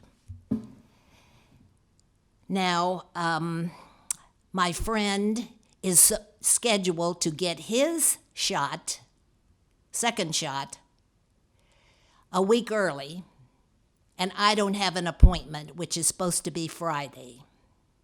So they are answering the phone now, and the fellow said, oh, well, some people just didn't get notified, and we don't know what we're going to do about that. So I said, what is the length that you're supposed to have between? Well, the CDC has a minimum, but they don't have a maximum. So I could go maybe a year or two, or wherever they feel like setting another appointment for me. This is not the way to run a situation. As I said, I don't have any information to fault the arena situation, but setting it up is a mess.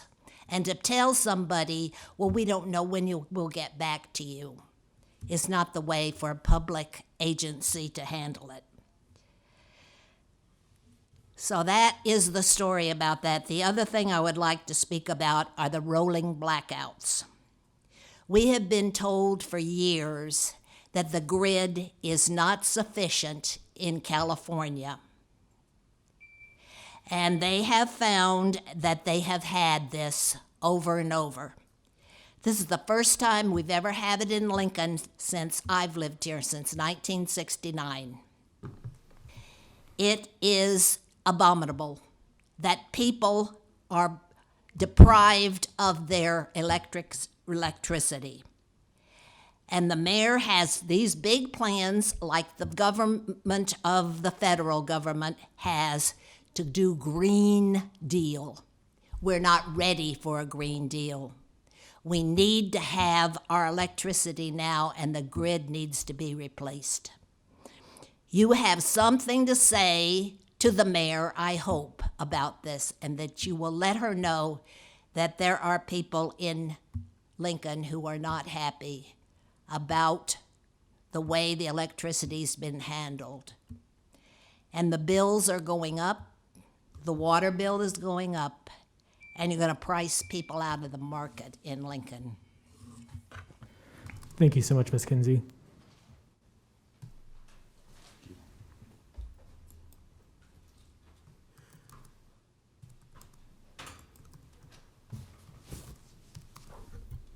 Tell me when I start. Anytime? I start after you say your name and address. Okay. Robert Borer, B-O-R-E-R, 6541 South 59th Place, Lincoln, 68516. I was going to talk about boogeyman religion tonight, but I don't think most of you are interested in really being reasoned with or any facts or information. I think you're doing yourself a great disservice. You're making yourselves irrelevant. We really don't need a council. We've got a mayor who can handle everything and a health director. So maybe we ought to, Roy, you're the exception you're one exception. There might be another one or two on the council, but so with that, I'm just going to talk to the community. I may look at you, but I'm talking to the camera. I'm just not going to look at it because I do not like looking at cameras. I want to tell the community that there is nothing to fear. Absolutely nothing but fear itself. Fear is driving all of the wreckage and carnage and illness and death above what would have normally been illness and death. People with existing morbidities were fear-mongered, isolated, neglected. All of this fear and hysteria just moved their demise and their departure from this life up. That's all it did. But if you take care of yourself, there's nothing to fear. I'm 62 years old. I knew from day one that there was nothing to fear. Consequently, I never listened to these phony precautions. Now, I did put on a little John Wayne bandana mask twice, just long enough to load a plane to Orlando and then back. That was the only time. I guess there was one other. We went up, so 62, since June, I've been to Florida and back, Wisconsin and back, Colorado and back, and most recently, Branson and back, where we went to, I'm going to do an advertisement here for Crazy Craig. Crazy Craig's Cheeky Monkey Bar just outside of Branson. Live music, wall-to-wall people, nobody wearing masks. It was the best time. How is it that one jurisdiction can operate like normal human beings and another is scared out of their minds? It makes no sense. But we had the best time there. But the other time that I wore a mask is when we went to Wisconsin to the Dells. I think it was in end of June or beginning of July, and my friends had bought me tickets to the water park, and they required us to put a stupid mask on to walk through the gate. Didn't make any sense, but I went along because they had did me a favor. Other than that, me and my friends and my wife, we simply live life normally. We go shopping just like normal. We smile. We love smiling at people, and we talk to people when they smile back. The worst thing that this whole crazy thing has done, the biggest thing that's stolen from us, is our smile, our ability to smile at each other. I can see you're smiling, but most of the time it's hard to tell somebody's smiling with a mask off. That's very unfortunate.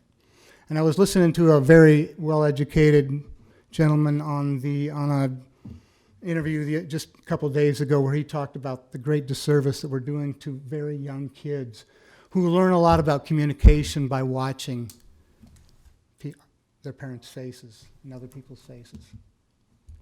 There's nothing to fear. I haven't had a sniffle. I have not had a sniffle since this thing started. I know how to take care of myself. I don't need anybody to tell me how. I'm not infected. I'm not sick. I'm not going to make you infected. I'm not going to make you sick. These things here, they don't do anything. If you think they do, you don't know anything about airflow. They just alienate us. That's what this whole thing was designed to do. It was perpetrated by a few very powerful people that had a political and financial agenda, mostly political, and that was to divide us as a community. And you guys have helped facilitate it, and you need to reverse that. And people that went before me have tried to address that and how you can do that. Jane, you need to calm down. and err on the side of your constituents. That was unbelievable. Are you guys gonna edit that outburst, like you did the one several months ago when she tried to get everybody to mask up and social distance in here? You should let the community see it. Anyway, my mouth is getting dry, and I thank you for your attention. Community, relax, enjoy yourself. The mandates aren't laws. Good night. Thank you, Mr. Bohr, for coming out.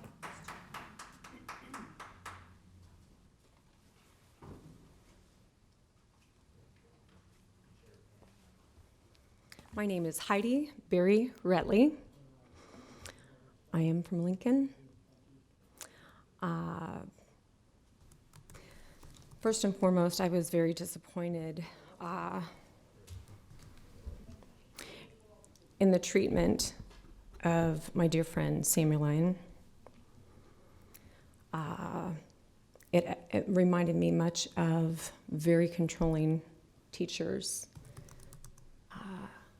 that did cause children harm in elementary school and junior high and high school. And Jean, I would say I'm very disappointed in that type of behavior. Indeed, I echo, I could not hear out in the hall. But I prefer being in here. I think there is so much to be said about looking in people's eyes, because the eyes are the window to a person's soul. And I want to be able to see you. I want to be able to encourage those that are leading in a servant leadership style. Any good leader is going to understand that we are to be servant leaders. Across the board, I've learned this from CEOs, and I will tell you, if elected officials do not listen and implement what their constituents voted them in to do, they will be taken out.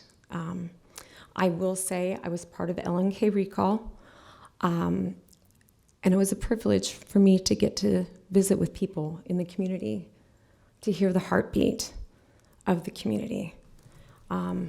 We are a group of Republicans, and I myself, I'm a Democrat.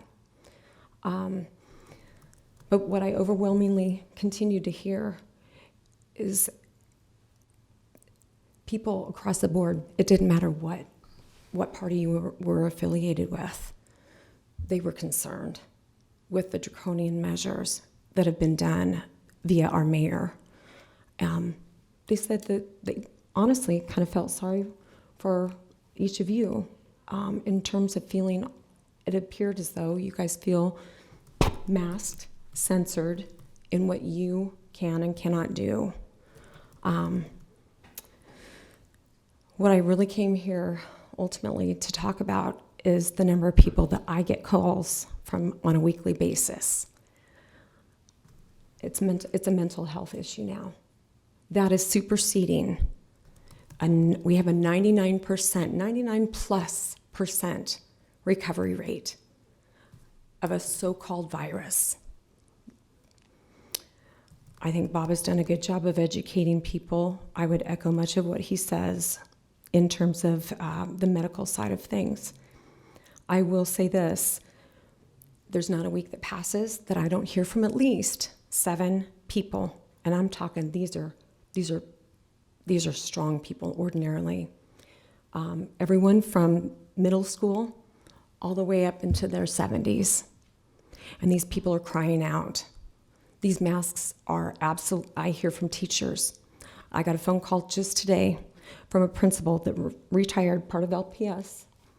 And he said, this is absolutely an egregious, categoric, it's crimes against humanity. And he says he's hearing from teachers, people that are a part of LPS, and they are so concerned about these children and what is happening.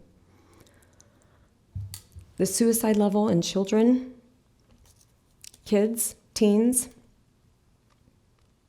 actually I'm going to back up, 31%.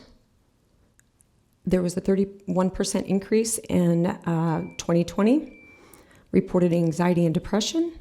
A 26% reported trauma or stress-related symptoms due to masks. 11% say they seriously considered suicide. 70% of kids, all kids, said they are overwhelmed and worried. And parents, 44% of parents say that kids are struggling with mental illness. I hear this time and time again, and it's in your hands to take these measures, whatever we want to call them.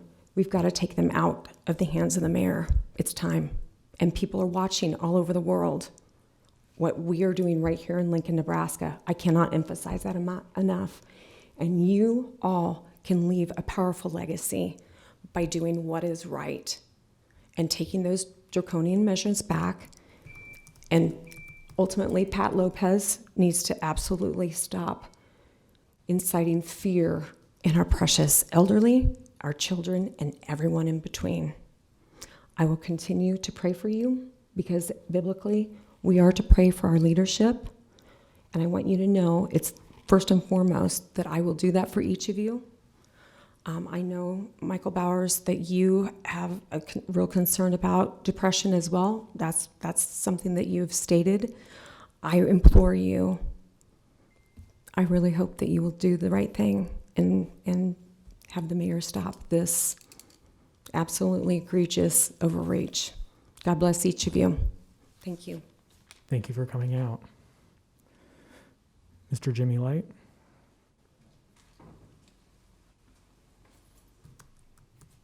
Hey, how's it going? Jimmy Light. Fight the good fight. I'm here for the Omaha Benson Bunnies. Mike's Towing, thank you. Reese Star Towing, thank you. Free Ernest Jackson. And Hex Cryptocurrency. That's right. Now I have a question. Is this how our city council conducts itself to earn our respect? Issuing political gag orders with the excuse of not knowing how the word implements? I call it how I see it. Straight up hypocrites. Goddamn hypocrisy. I don't know, as an excuse can only go so far. This legal body is fueled by an illegal facade, backed by fiat money operating under fiat law.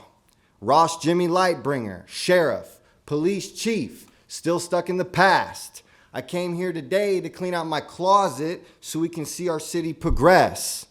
Please excuse me for a moment while I'm only human, but I got a vent to get some of that stress off of my chest. I promise you, I love my state. We're Nebraska, born, corn-fed, and raised. I promise you, Lincoln, my city is the best. And I will never leave my people, whether it's in this life or whether it's in the life after death. Truly, the blind lead the blind. That's why it's important to be as kind as you possibly can. Hidden in the herd, though, there's a select few of bad actors, imposters, mangy cur slick hiding their true nature underneath the guise of public safety as a coat for their woolly fur. But I got a question. Is this how my peers conduct themselves to earn our respect? I'm talking to the Bransel cats, the Wake folk, D-Mail fogs. Big ups to the most honorable mention of them all, Kazari Dwal, spiritual Doss Cressers Tardin Ghoul. You look dark on the outside, but I'm more concerned on what we're finding within. A judge by the contents of your character and not by the color of your skin. Protecting those same dying ideologies, riding more white frolic than my rainbow friends. Sure, go ahead. You can post it up online. I'm sure it'll say something like, #cancel Jimmy Light every time. Please don't forget. You can cry and scream. How can we get this toxic masculinity off of our screens? I, Sheriff Wordsmith with authority. The truth is an offense, not a sin. Keyboard warriors got a lot of bum to gump, but Whenever we look around, you're called out and you ain't nowhere to be found. Huh?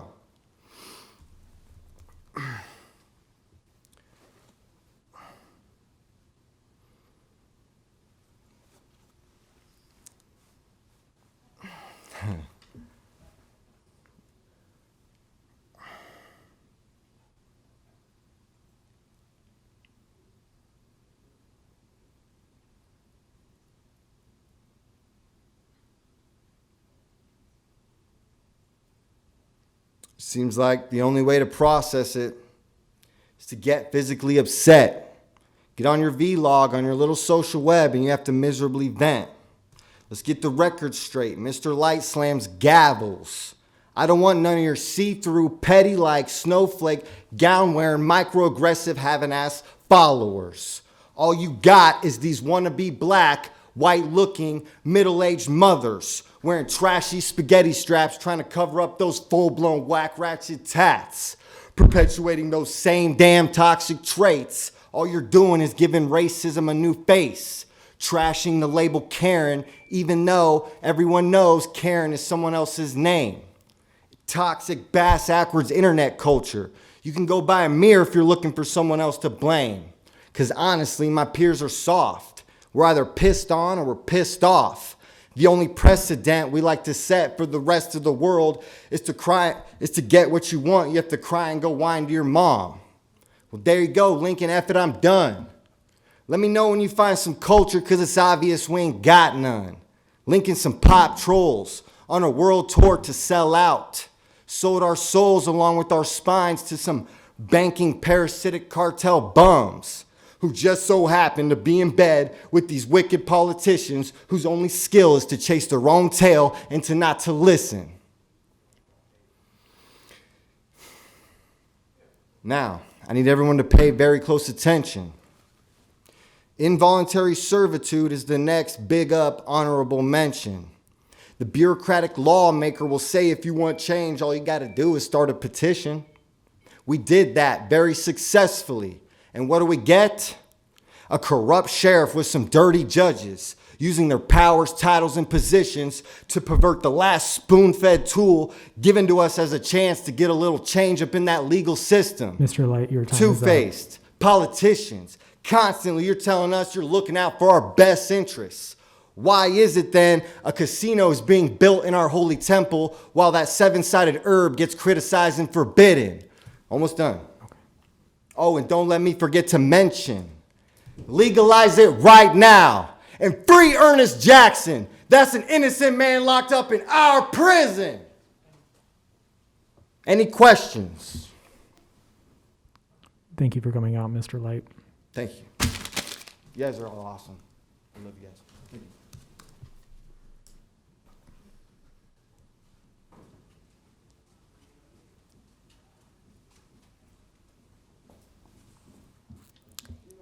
I don't have those poetic abilities. Good evening, council members. My name is Mary Hilton. And I just wanted to come up and just to speak with you about the obvious lack of constituents in this room. And this has been going on for many months now. And you have been able to vote without having to look into the eyes of your constituents. And I believe that that leaves a gap in it. It doesn't, when you allow this open forum to take place, there is a check on your power, because you have to look your constituents in the eyes as you cast your vote. And there is an important community aspect of having your constituents in here. They feel part of the process. They believe that they're being heard. They're able to come in with others. You are to be a voice to them. Each citizen is represented by 4 of you. You're protecting their freedoms, providing a check at City Hall. Last week, I was able to come to the Lincoln-Lancaster County Planning Commission meeting, and there were people in this chamber in all the open seats. Not, they pulled pulled the trash bags off many of the seats, but there were people in here. They had to vote with people opposing and supporting them. And that's how I would encourage things from tonight on, after tonight, to open this, to be an open forum where the people are allowed to be in here. They deserve to be in this room. They need to be heard. And I hope that you will change the rules so that they can be a part. Thank you for your time. Thank you so much. Hi, my name's Fanshawn.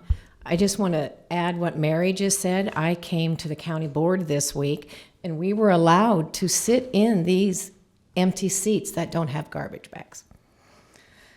Okay, thank you, Councilman Roy Christensen, for attempting to allow the public to speak on your resolution tonight. Benny and Sandra, I want to thank you both for voting yes to remove the item from pending. I hope you did that for the right reasons and not because you're up for re-election this spring. I'm here tonight to speak on 20R-122. I guess that's at least one resolution you haven't placed a gag order on yet. The public deserves to be part of the conversation. The public has been excluded from the conversation for 345 days. We, the people, are being silenced here in our chambers and on social media. Enough is enough. This goes against our First Amendment rights. I believe the mayor, being an elected official, is overusing these powers, just like her former boss, Gavin Newsom, the governor of California. Look how that state is doing, where I did live for 11 years. Do we want that to happen here or continue here? The mayor needs to come before the council and we, the people. Jane, are you listening? Yes, ma'am. Thank you. We, the people, to justify why she feels to be entitled 345 days of powers.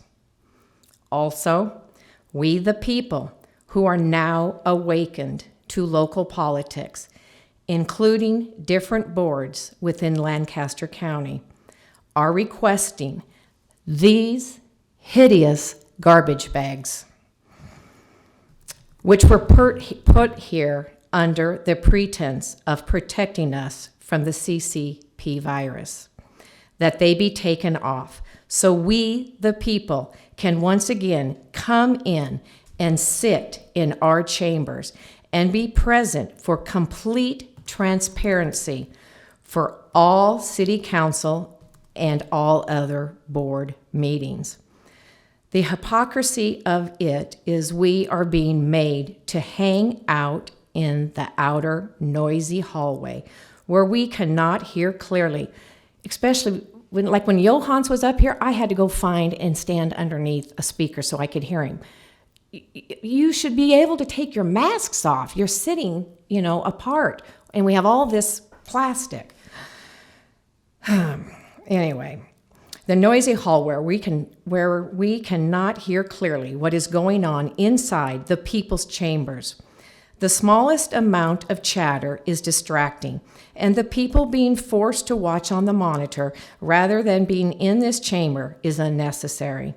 With the mayor's dial being in yellow and cases have dropped, we need to get our city and these seats open now. It's a sham. I wasn't going to say the rest, but after tonight, what happened, I'm going to.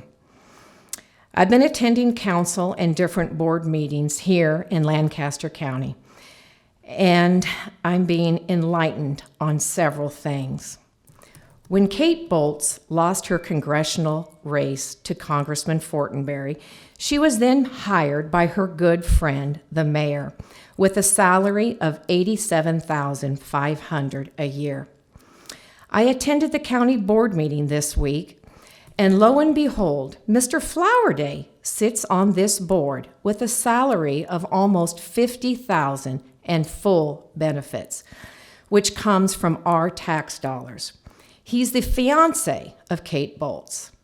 Also, Mr. Flowerday now works in the legislature with another salary that comes from the state. He's an aide to my senator, Elliot Bostar. So my point being is, wow, how Democrats are so intertwined in this city. I'm hoping that this starts to wake even more people up and will make conservatives upset as I am and run for office. Thank you. Thank you, Fanchon.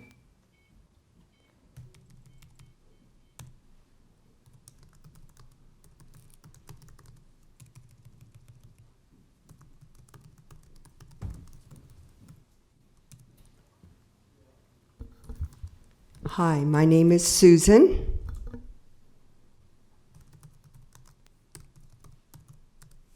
I really don't want to repeat everything that was said because I agree with the majority of what has been stated here tonight.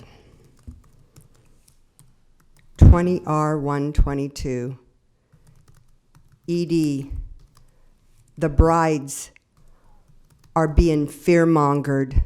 My brides. I've rescheduled 40 amendments. My doors aren't open like some of the big boxers. $400,000. I'm not very happy, and the brides aren't. They're sitting at the table crying. These 20-year-olds, they don't know what to do. I want you to hear the other side. What's your constituents? What's going on? They're crying. They're looking to me for answers. They want answers. I said, you can take that mask off if you'd like while we sit here and talk. I don't know what to do. My wedding. You closed us down, Mayor Larian. You closed us down. We abide by what you wanted us to do. We did that. But these dials, just fear-mongering. The people, we the people, the constituents.